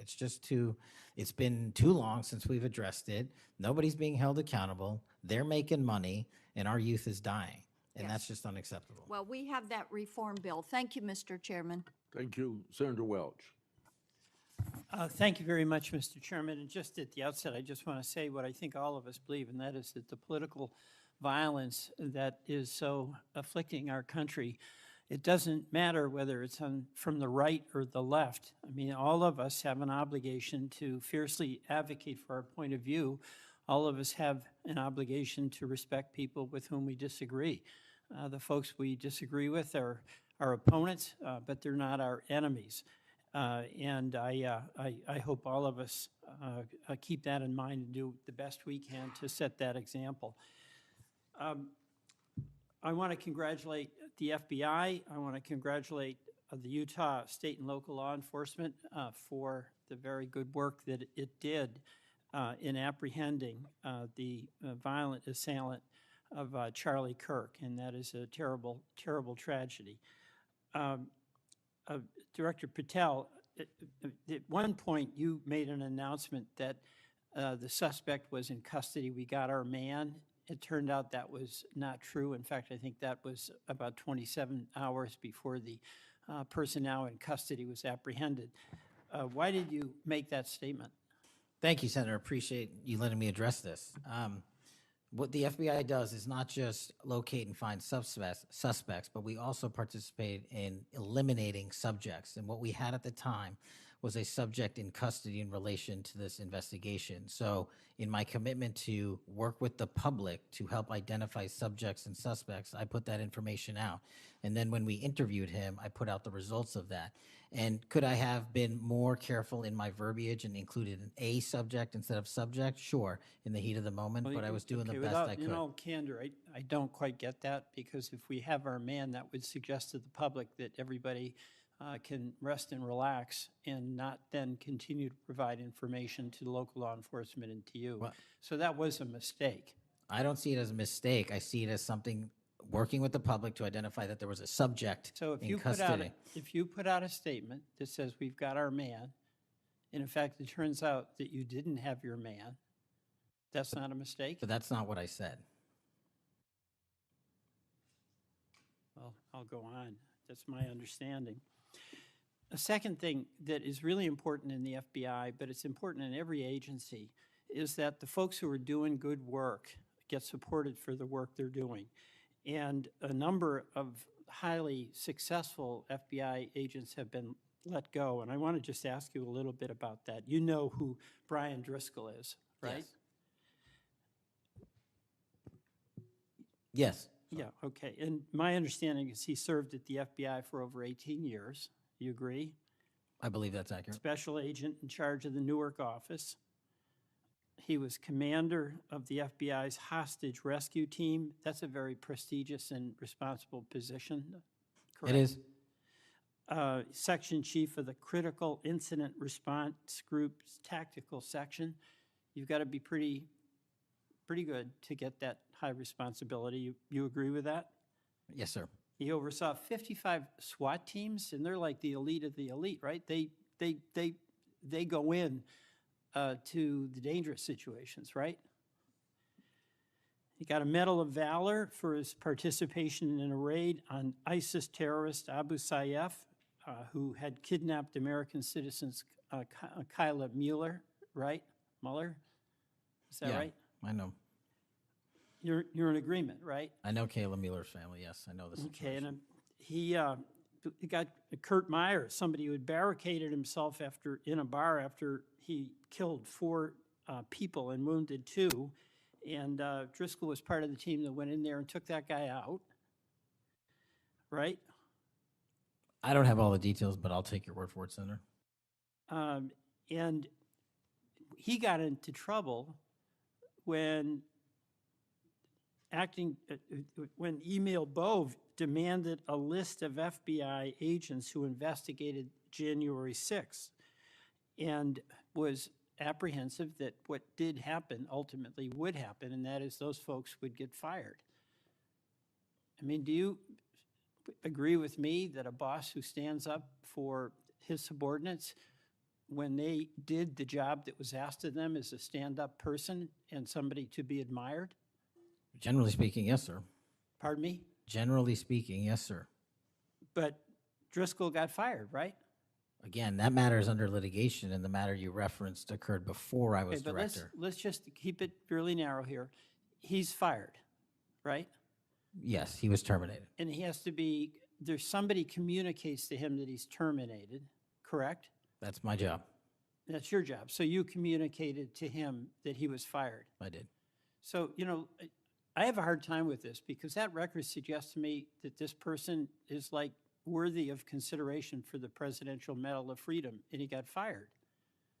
But there's also a record of other information that was available, and now that this matter is pending litigation, we will get that out in due course. But as Okay, you so you can this agree. so-called, so you've got, quote, other information that you see as a valid basis to fire somebody who, from what I can tell, had an absolutely outstanding record and who crossed the threshold of getting in trouble because he was standing up for agents serving under him who did work that was assigned to them that happened to be related to the January 6th uprising.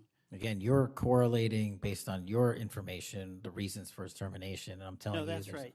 Let me ask you another question. You know, when you were here, you were rightly critical, not here actually, I guess it was on Cash's Corner. You were rightly critical of the way that the previous FBI director used the FBI jet.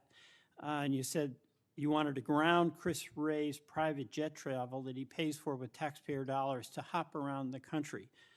Let me ask you this. You know, on the weekend of, according to flight tracker data, on the weekend of March 7th, an FBI plane flew round trip from DC to Las Vegas, and you attended a UFC fight with Mel Gibson, and I'll show you that. Is that you, and is that true?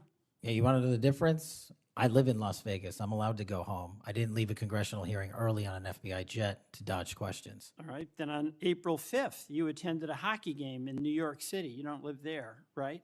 No, I don't. By the way, everyday FBI agents who are assigned in Washington don't get to fly home on a private jet. Well, this is a great point. Do you know why I have to use a private jet? Because Congress made it mandatory. Okay, in April 5th, well, we didn't make it mandatory that you go to UFC games with Mel Gibson. Are you telling me I can't go home? You know, you got to use some judgment here. So when I'm at Beth, home, you I would- can't do what I'm doing when I go home. Everybody else is allowed to go home, Let just me not keep me. going. No, I'm glad you go home. I Okay. love to go home, but I don't go home on a private jet. On April 5th, They're not you mandated to do so. You attended a hockey game in New York City with Wayne Gretzky, and Flight Tracker says the FBI jet took you to and from New York City, where you don't live, right? That's correct. And on April 12th, on the following weekend, you attended a UFC fight, a fight in Miami, also on the FBI jet, right? That's correct. So what's the cost to the taxpayer for those 3 flights? But I pay the commercial equivalent per the regs and the law.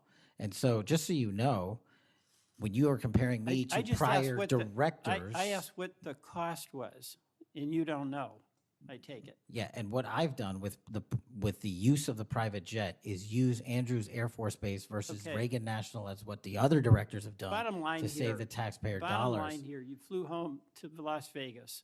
There's nobody else in the FBI who gets paid. They have to pay their own way if they want to go home, right? I mean, right? Well, that's not accurate. Depending on where you're stationed, the FBI covers the bill to get home. So are you telling me that FBI agents who are assigned in Washington, but who may live in Charlotte, they get paid by the FBI to go Sometimes home? they do, yes. All right. Another thing I want to say is this. You know, our local law enforcement has been stiffed. About $500 million in COP grants have been taken out of the budget. Those really help us in Burlington. They help us in Rutland. They really are important. And why in the world would we be cutting those COP grants when we need that local law enforcement, in part to partner with you?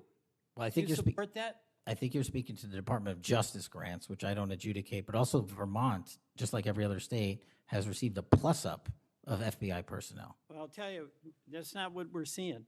The other thing, my understanding is that there's a requisition or an effort to get another plane for the FBI that would cost about $72 million. Is that right? That's inaccurate. The FBI, because the jet, as you call it, is not my jet. We use it for operational needs. We use it for FTOCs. We use it for HRT. But that's the one you fly in, And right? we have multiple fixed-wing assets, and one of them is on a wildly expensive lease that I deemed a waste of money, and I'm looking for a replacement in which the government can procure assets permanently. Well, I would welcome you submitting to this committee the cost information about the jets that are under consideration. And according to our research, the specifications that are included in this request would result in an expenditure of between $72 million and $80 million. That's So inaccurate, but I'll happily get you the right I numbers. welcome getting the specific information. Absolutely. Thank you. Mr. Chairman, I yield back.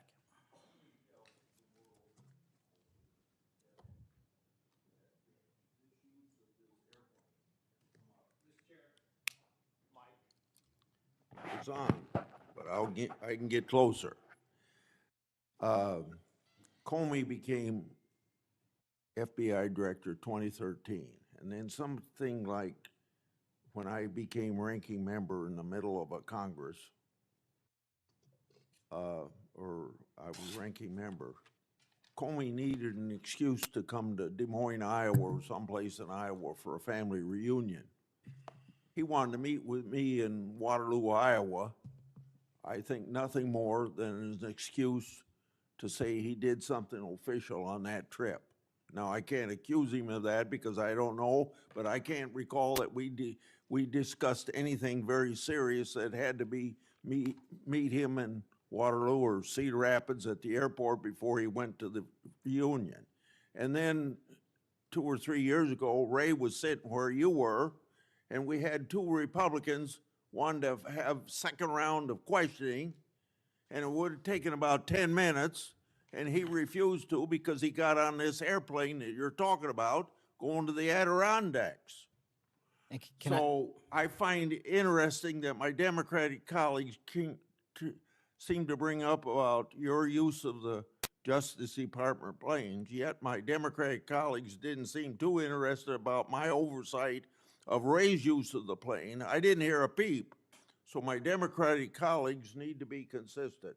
Can I just add, Mr. Chairman, that when you compare the flight logs and the percentage of work travel to personal travel for the prior 2 FBI directors, over a third of their travel was personal on those same jets that I'm being accused of improperly utilizing.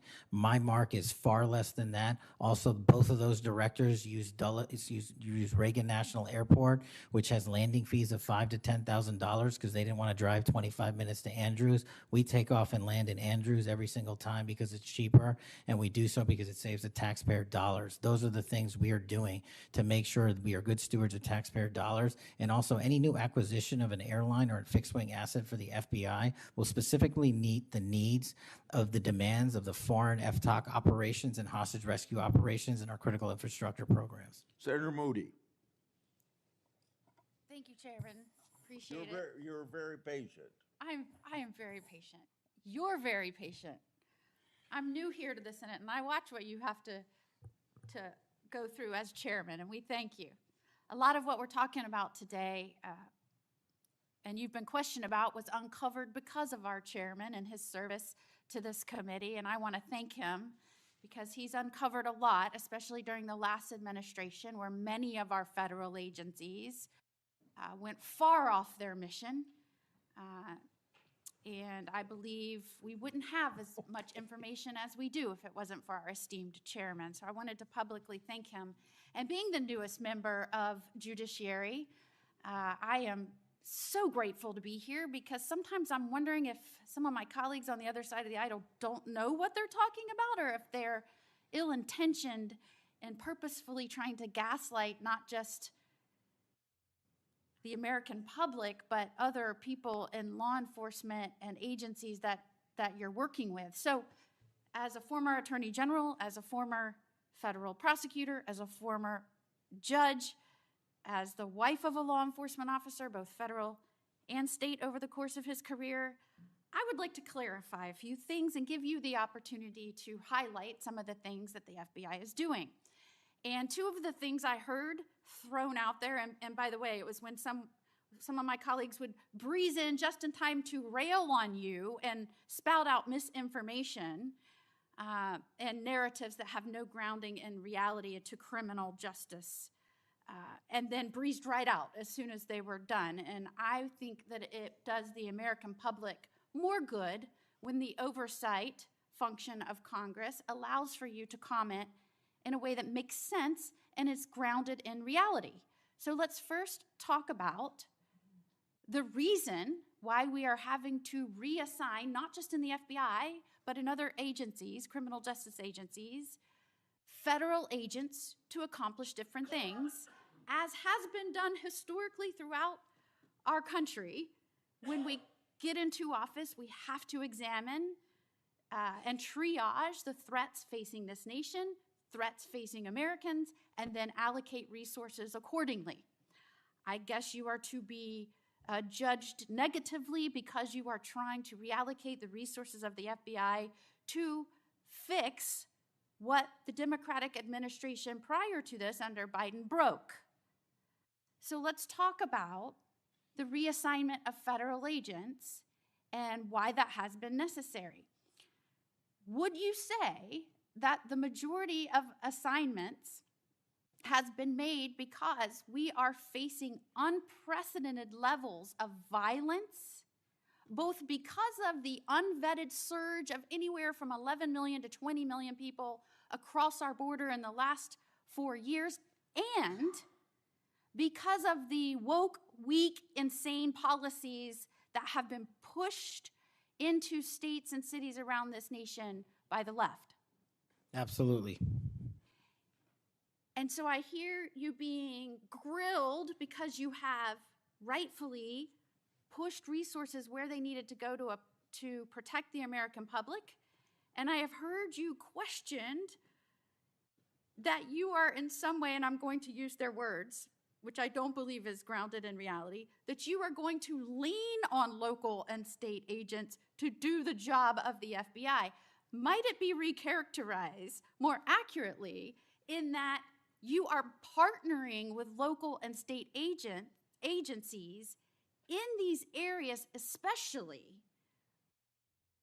where these policies that the Democrats support wholeheartedly, in fact, they frustrate our efforts to try and beef up our laws with good criminal justice policies at every turn, and then come in here and get on you for, by the way, you've been here 7 months, so I know that in the 7 months, you didn't break it, they broke it over the last 4 years, but it isn't more accurate to say Try and beef up that our you laws are with using good the criminal federal justice policy. government and its agencies, or its agents and its resources to supplement and amplify law enforcement efforts in these areas, cities and states where the Democrat policies broke them. It's been an integral part of my tenure to use local and state partnerships. I say it everywhere I go. We cannot do the work without partnering with state and local authorities in every single state and every single county in this country. And why we pushed out to the field is simple mathematics. While the FBI had a bloated bureaucracy in Washington, D.C., nearly 1/3 of the FBI's workforce lived and worked in the National Capital Region. 1/3 of the crime doesn't happen here. So I made the simple decision to move them out. to move them out where the crime was happening in the field, to move out field agents, to move out intel analysts, to move out program managers. And by the way, that's what they all want to do, go out in the field and do the work. And no one's going to be punished for going out in the field and doing the work, and no one's going to be punished for wanting to stay at headquarters and help. But we needed a reallocation of assets, and that's what we did. And from your experience, both before and now in office, have you found that many of these nonprofits have done work to undermine the stability and security of cities? Those matters are very much ongoing, and hopefully we can report the results soon. And I don't mean just those that may have aided and abetted or supported criminal acts. Those absolutely should be investigated and pursued to the fullest extent of the law.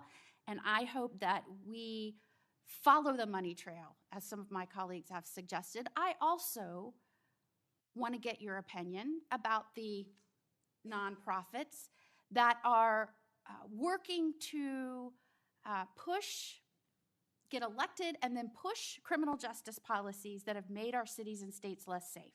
Specifically, I'm going to push out all of the things that they espouse make the city stronger. No cash bail. Try not to charge crimes.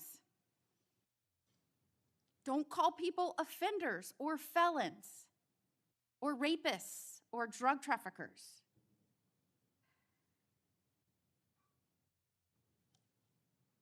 I can go on and on and on.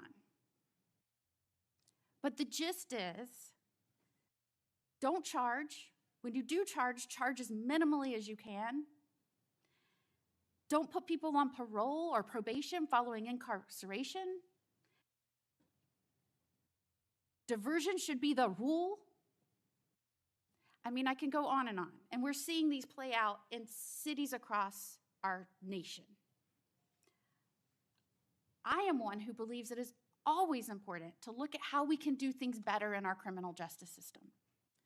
But what has happened is some of these groups have hijacked that good intention by so many and used it as a way to subvert the stability of this country.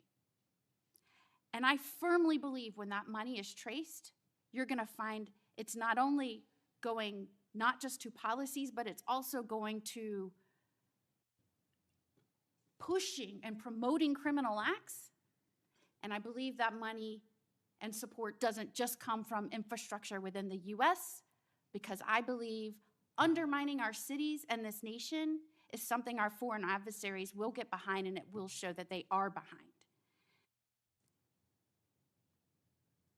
Is the FBI trying in its reallocation of resources to make up and help in these areas where local law enforcement is trying its best, but it's fighting an uphill battle against mayors and city council and indeed governors that promote and support and pass laws and policies that follow these weak, insane policies?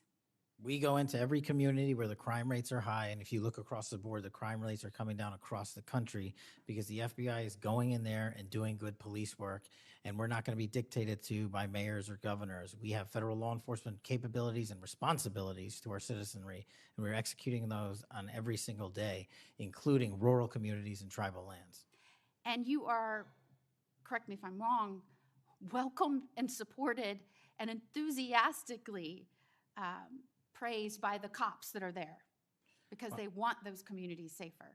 Well, I think the police speak for themselves, and we'll let them do that at their own leisure. And one of the other gaslightings that I heard was that at a time when we're trying to help them because they're having vacancy rates and they can't retain police, and you're causing that.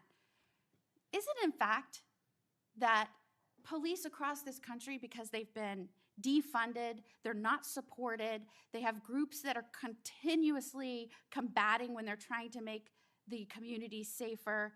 I know this because when I was the Attorney General, they all wanted to come to Florida, and I welcomed them with open arms. In fact, we are increasing our ranks in Florida, sometimes to the detriment of other cities and states because they can't keep them. They tried to make it sound like it was your fault that we had vacancies in these police ranks around the nation, when in fact, aren't you trying to help bolster their ranks and help them because they have mayors and prosecutors and city councils and governors that won't help them? That's exactly what we did. We did it in DC. We're doing it in Memphis. We're going to Chicago, Miami, St. Louis, so many other cities across the country. And I'm just grateful that you are doing this, and I commend you for all the numbers that I'm seeing going after the violent crime, helping make sure we are getting the criminals that came here unvetted from other nations out of this country, that you are allocating resources to those efforts. It is all important to make this a stronger, safer nation, and we appreciate you being here today and making sure we're talking truth and not misinformation to the American people. Thank you. Thank you, Senator. Before Senator Schiff, I want a UC to introduce into the record a declassified Clinton Annex. The Clinton Annex is a declassified appendix to the Justice Department Inspector General report about the Clinton email investigation. The annex shows that the FBI had evidence necessary to conduct, quote, thorough and complete investigation, end of quote. But the Comey FBI failed to review the evidence at the time. After nearly a decade in the shadows, this information has now come to light thanks to Dr. Patel, or Director Patel. Senator Schiff. Thank you, Mr. Chairman. Mr. Patel, during your confirmation hearing, you made several important commitments. For instance, you told Senator Coons there will be no politicization at the FBI. There'll be no retributive actions taken by any FBI should I be confirmed as FBI director. So let me ask you very specifically, did you ever take any action to terminate or discipline an FBI agent or employee in whole or in part as retribution for being part of an investigation of Donald Trump or January 6th? No. You also committed, you assured Senator Blumenthal, all FBI employees will be protected against political retribution. So you're testifying today that you played no role in the firing of even a single FBI agent for political retribution. None for political retribution. And if any FBI agent said you did, they would be lying. Is that your testimony? I'm only speaking to my actions. Everybody is allowed to make their allegations. Oh, no, these are allegations against you. And so, Mr. Patel, if FBI, senior FBI agents or employees said that you were firing them for political retribution reasons because of the cases they were assigned, you're saying they would be lying. Is that anyone that your was testimony? terminated at the FBI was done so for failing to meet the standards, uphold their constitutional oath, and effectuate the mission. Well, by meet the standards, are you talking about meet the standards of protecting the president under any circumstance? No. You also guaranteed Senator Blumenthal that every FBI employee will be held to the same, absolute same standard. No one will be terminated for case assignments. Are you testifying today that you never terminated anyone at the FBI in whole or in part because of a prior case assignment? No one at the FBI is terminated for case assignments alone. Well, I'm asking about you, Mr. Patel. Did you, in whole or in part, terminate anyone at the FBI because they worked on the Trump investigation or because they worked on January 6th? No one at the FBI has been terminated for case assignments alone. Okay, you're saying alone. Does that mean they were terminated in part because they were assigned to a January 6th case or assigned to the Mar-a-Lago case? You're being very precise here, Mr. Patel. You're saying alone. That means they were fired in part because they were assigned those cases. Is that your testimony? Absolutely not. But if you want to keep Okay, putting words well, in my mouth, then go let me ahead. ask you, let's strip away the word alone. Did you terminate or participate in any discipline of any FBI employee in whole or in part because of their work on an investigation of Donald Trump or January 6th? Yes or no? Any terminations at the FBI by employees. No, I'm since asking you a very specific And I'm question. going to answer the question, but you don't like the answer because it's the No, truth I and it guts want your an answer to my narrative. question. I don't want an answer to someone else's question. So let me just be precise, and I ask for a yes or no answer. Did you ever terminate or discipline an FBI employee in whole or in part because they had been assigned or worked on an investigation of Donald Trump or January 6th? Yes or FBI no? employees are only terminated Yes if or they no, fail Mr. to Patel? uphold their oaths of Yes or office no? and duty. You're not at the answering my FBI question.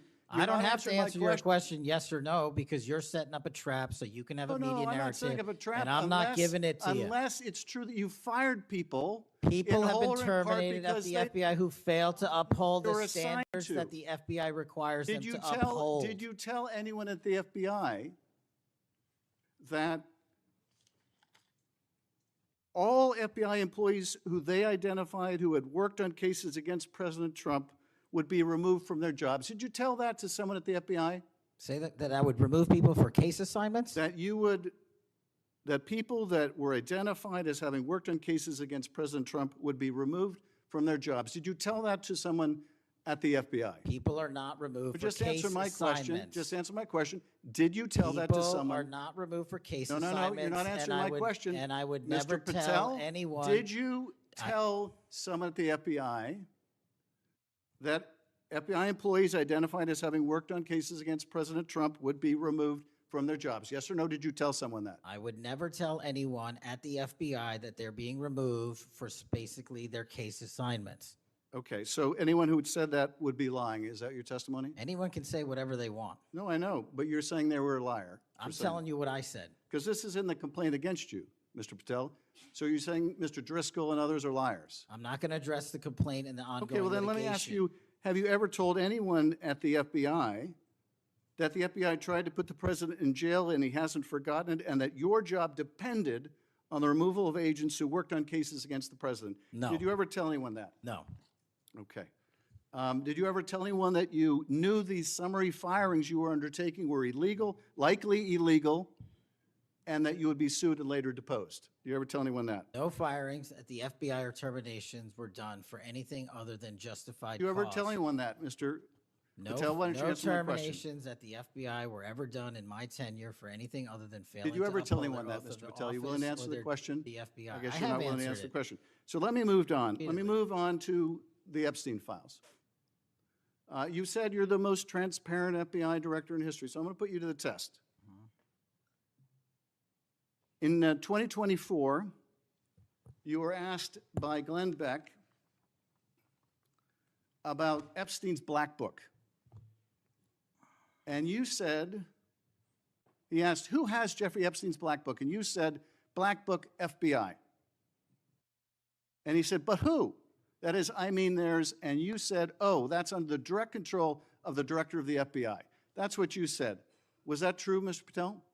I'll rely on you quoting it accurately. I did that a Was couple it years true ago. what you represented to Mr. Beck and the president's supporters out there, or were you lying? No, Was it true that the Black Book, Epstein's Black Book, was in the possession of the FBI director? The Black Book was in the possession of the FBI. Okay, so now that you're the FBI director, you have possession of the Black Book, right? That index has been released. So you have Jeffrey Epstein's Black Book? What is known as Jeffrey Epstein's Black Book has been released by us. And you released it. And let me follow up on Senator Kennedy's question, because he asked you, and I'll be very precise here.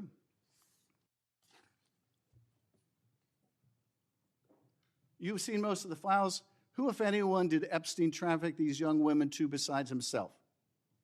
And you said, himself, there's no credible information, none. If there were, I would bring the case yesterday that he trafficked to other individuals. And Kennedy, the information we have, again, is limited. And Senator Kennedy said, the answer is no one. And you said, for the information we have. So is it your testimony today that in all the Epstein files, that Jeffrey Epstein trafficked no one to anyone but himself? Is that your testimony, Mr. I never Patel? said Jeffrey Epstein didn't traffic anyone else. Did he traffic any young woman to someone other than himself? That was Mr. Kennedy's question, And I Senator Kennedy's said question. the information that 3 administrations have had access to I'm have asking made you- determinations that there are no investigative leads that were credible to prosecute and investigate any others. I'm Well, specifically I'm asking stating you whether we it's were your working on. testimony today. Well, you just read that it, and I said it 10 minutes ago, so let the record reflect my I testimony. just want to make sure there's no misunderstanding, because there are victims like Virginia Guifer who have testified otherwise, who have said otherwise, and you're telling the American people today that the Epstein list is a single name and it's Jeffrey Epstein. That's what we're to believe? That's not what I'm saying. That's what you're saying. And Well, you let can me- say let me whatever ask you Let me want. ask you this. When Todd Blanche went to interview Ghislaine Maxwell, she said, but did I think these guys were coming for that? I really don't. If you met Epstein, there's no way that this cast of characters, of which it's extraordinary, and some are in your cabinet, who you value as your co-workers, and you know would be with him if he was a creep or because they wanted sexual favors. A man wants sexual favors, he will find out. They didn't have to come to Epstein for that. And the next question Todd Blanche, the president's former criminal defense lawyer, asked is not who in the cabinet, who are you referring to? His question is, so when's the last time you think you were with Mr. Epstein when he got a massage? So let me ask you, who are those cabinet members that Ghislaine Maxwell was referring to that, that were part of this cast of characters associated with Mr. Epstein? Who are they? The Deputy Attorney General took the aggressive step that no one else did and interviewed Miss Maxwell for No, I'm 2 asking you, days, who are and the we ca- released who are the the cabinet entirety members? of that Who are the cabinet transcript. members? I do not have that transcript in front of me. You're picking it piecemeal. The American And- public can read the entirety of Let me that. ask you one last question, because you clearly won't tell us the cabinet members associated with Mr. Epstein. But let me ask you one last question. And that is, right after she gives this testimony in front of an FBI agent, among others, she's transferred to a minimum security prison not suitable for a sex offender like herself. Who made that decision and why? The Bureau of Prisons. The Bureau of Decisions made it in Prisons. The Bureau of Prisons decided on their own, without any consultation with Blanche or anyone else, that they were going to suddenly, after this interview, completely unrelated to this interview, completely unrelated to anything she said, move her to a prison not suitable for a sex offender. You want the American people to believe that? Do you think they're stupid?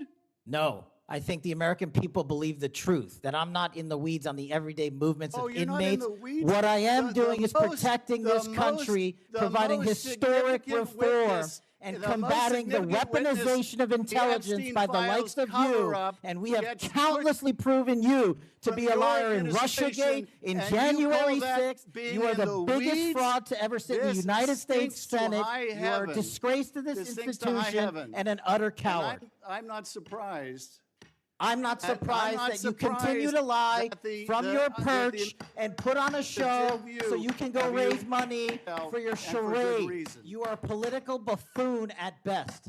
Well, you can take an internet troll. Take and it make- to you the can take bank an that the internet- FBI is you can protecting this make an country internet troll. and the state and The FBI citizens of the director California. will We are always bringing be nothing more historic than an reform. internet Point of troll. order. But all you care about is a child sex predator that was prosecuted by a prior administration, and the Obama Justice Department and the Biden Justice Department did squat. And what did President Trump do? Bring new charges courageously. And what have we done? Chairman, You said take I'm the control most of this transparent situation. FBI director in history. Take control of this 33,000 pages of information to you. I challenge you to say anything credibly to the truth.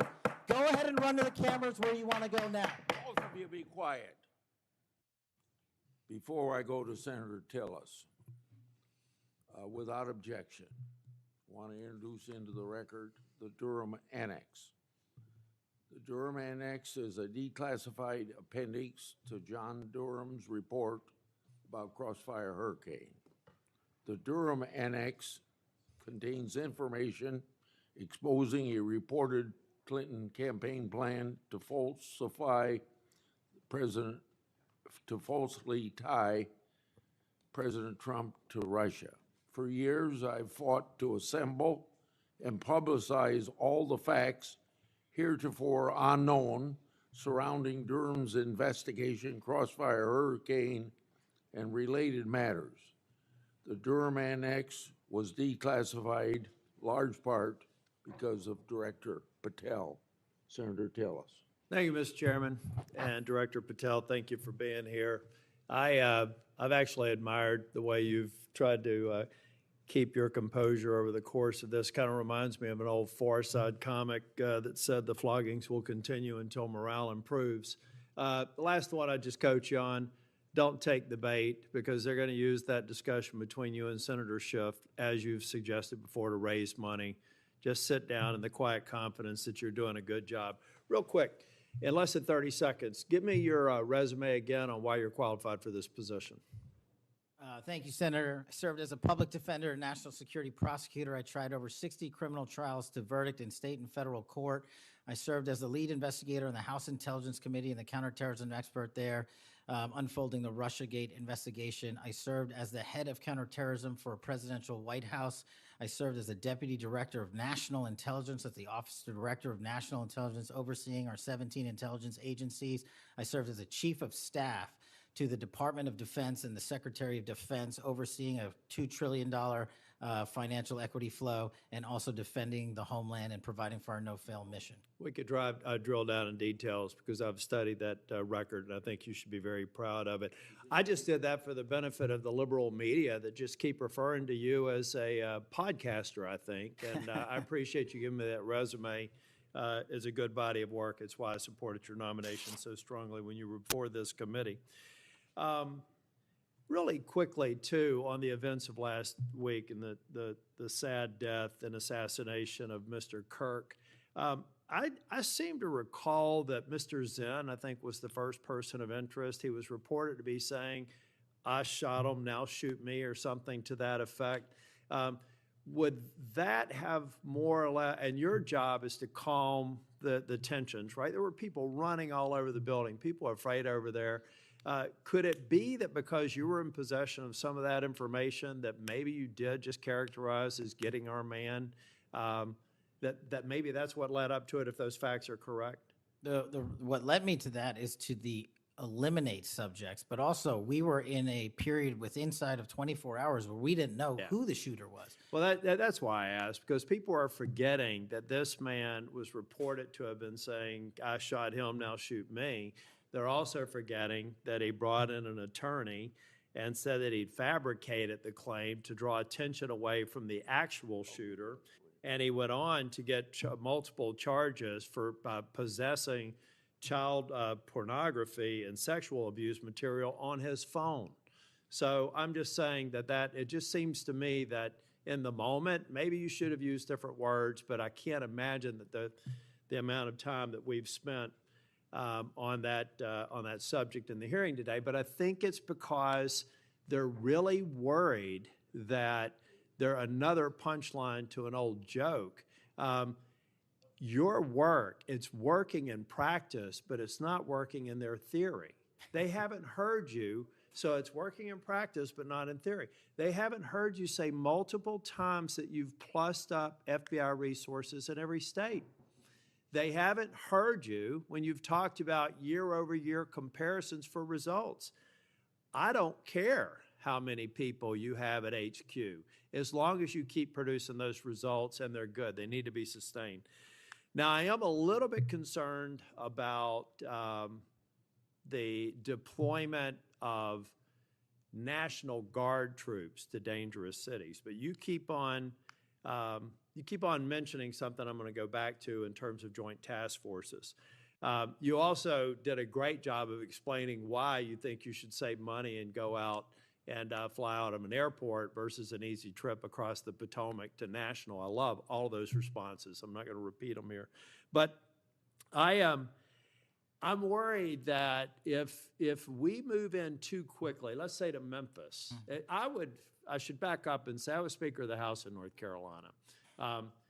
And I would consider it a personal failure on the part of state leadership if they have to call in federal resources to do their job beyond what they do every day. And that's promoting joint task forces. I've seen ATF, DEA, FBI. I've been in the briefing rooms at 3 o'clock in the morning about to go and do a 55 no-knock warrants on bad people. You all do that every day, and thank God that you are. It looks like we should plus it up in a few cities. I'd rather use the money to deploy National Guard to just continue to leverage what you're already doing well And I compliment you because I've got to believe it's a lot of these joint task forces that have increased the apprehension and charging rates. So thank you for that. But do you agree that at the end of the day, if we're going to have a sustained impact on crime, whether it's Memphis or any other city, that we've really got to enable, empower, and continue to support the men and women on the ground there every single day? 100%. Thank you. I think that your cost-benefit mind needs to go into, if I'm about to deploy this many National Guardsmen to a city, what does that cost? And what would that look like if we were plowing that cost of deployment into ongoing, I believe, joint task force, which are working very well. They're working well in North Carolina. So I'd like you to look at it. Now I'm going to move on. The Safer Communities Act, can I get your commitment to get an update? Maybe we could even take a trip out to West Virginia to see how we're doing an extraordinary job of NICS background checks. People are getting them in record time, but we are taking a few guns away from people that probably shouldn't be able to buy that day. Would you agree with that characterization? I would love to have you out and anyone else on this day is to West Virginia to see that I'd like to work. bring some of my colleagues to see it's working. We had people on my side of the aisle saying it was going to be awful, it was going to result in mass confiscation of guns. Not true. They were wrong.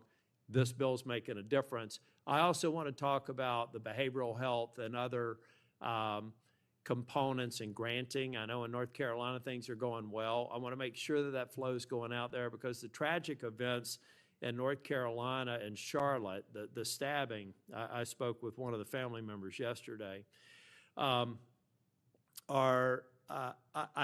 think that we have to recognize that we have magistrates that have a revolving door policy, no doubt about that. And they should be held accountable if they're releasing dangerous people. But I also think that some of the problem is that we simply don't have a place to send people, particularly with respect to behavioral health. We have got to continue to, every law enforcement officer I've ever spoken with says, look, I've got law enforcement officers seconded to an emergency room because I've got somebody with no place to send them. I don't have a bed upstairs I can send them to. I don't have a behavioral health facility. We've got to provide more ways to detain people that are a risk to themselves and a risk for the community. And I really do believe the Safer Communities Act is a good framework for doing that. That's only a comment. Section 702 is going to come up in April of next year for renewal. Do you believe it should be eliminated and not reauthorized? No, sir. It needs to be Can I also get your commitment maybe to come back over and review some of the controls that are in place and other things? So hopefully we won't have the drama leading up to April. We can actually come here and get consensus on why you've got the checks and balances in place and why we should do it. Just remove any chance that we're going to run into that cliff narrative next year. Can I get your commitment on doing that? You have Mr. it, sir. Patel? Thank you. I want to talk very briefly on, and the chairman's given me a gavel, but I promise not to go over more than 2 minutes. But that's why I chose to be last, so I could have this discussion and actually get to some facts versus agendas and clickbait that we'll almost certainly see going forward. Tell me a little bit about the rationale behind the change in stance in recruiting. I also understand there may be a reduction in the academy timeline. Just give me some thinking about where you are on recruiting, retention, training, et cetera. So recruitment is through the roof. We've doubled up month over month our applicants to be 1811s, our federal agents, intel analysts. So the recruitment is going wonderful. What we have to do is figure out a way to get creative because the BFTC timeline is an 18 to 20 week program. And what we've done to address the openings we have for 1811 BRIC agents is we opened it up to the interagency and said, hey, do you at Secret Service or DEA or ATF want to come over? You guys went through FLETC. You guys were cops or military officers. You're law enforcement. So we created a shortened bridge program of 6 weeks at Quantico that if you want to come over and be an FBI agent, you can do so. There's transfers all the time. We just made it easier. And we're also recruiting police officers who might not have a college degree. But in my opinion, that does not disqualify them from serving our community. So we're welcoming them. It's a rigorous application process. It's just one item. But we are changing the timelines based on the needs of the country, but not jeopardizing quality. I'm glad you mentioned that. I heard someone almost a throwaway line that you were hiring people without a college degree. Most of them have had basic law enforcement training, all the kinds of certifications. You're talking to somebody who didn't achieve my 4-year degree until I was 37. I'd like to think that I brought some things to the table, and I think that those people, the mere comment, I think, is inappropriate for somebody considering this to think that they're a lesser person because they don't have a piece of paper. I wanted to get back to the last thing that I will talk about. I'll follow up with some questions for the record. Thank you, incidentally, for consistently being responsive to any inquiries I've made to you. But on the Kirk shooting, I do believe that Senator Schmidt's numbers are right. There seems to be a disproportionate number of voices on the left that are celebrating the assassination of a CEO or celebrating the assassination of someone in Mr. Kirk's case that I disagreed with probably about half of his positions. But I felt like he was a good voice in engaging young people, and that's a start, as long as we can do it civilly. And then I also just went back online because I've hammered on this committee multiple times. I just went online and I found in Pinterest that even today you could order a T-shirt that says ACAB 13.12, which translates to all cops are bastards. Or if you don't like that shirt, you can go get an F the Cop shirt at the same website on a location on Pinterest. There is clearly a problem with some of the voices of the left, and I'm not necessarily saying any members of Congress, that need to tamp it down. Having said that, within 24 hours of Mr. Kirk's shooting, we had the guy that does the podcast for the War Room and another guy who's denied the Sandy Hook shootings say we're at war. Now, how on earth, and I do believe it's a smaller number, but it's a number that has an influence. How on earth are we de-escalating the situation with the tensions as high as they were last week with going out and saying we're at war? I'm not asking you to respond to this question. I'm just saying that there are people out here on our side of the aisle that still need to look in the mirror. Even if you agree that it's a lower number, bad is bad no matter how many numbers they are. And that kind of rhetoric and that kind of mobilization makes your job more difficult and puts us in a position where we're not being as productive as you want the FBI and state and local law enforcement to be. I'm finished. I just want to thank you for your service. I want to thank you for your concise answers. And I am thoroughly impressed with the fact that you have sat in that chair for over 4 hours without a break. So with that, we're, on behalf of the chair, want to thank you for being here today. And also, I assume, are we leaving the record open for any period of time for 1 week? The record will be open, left open for 1 week so that you may have questions for the record. Mr. Patel, thank you for being here Thank today. you, Mr. Chairman. Meeting's adjourned.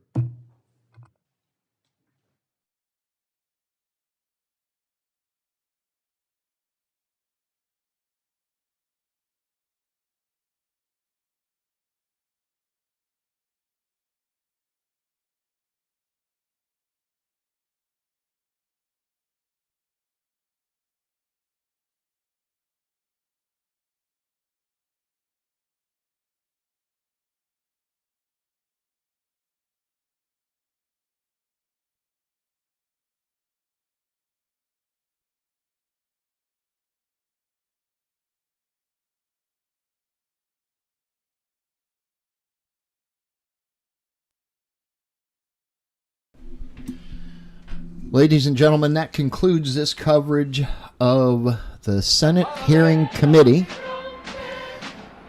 We will be back at 7 p.m. Eastern Time tonight.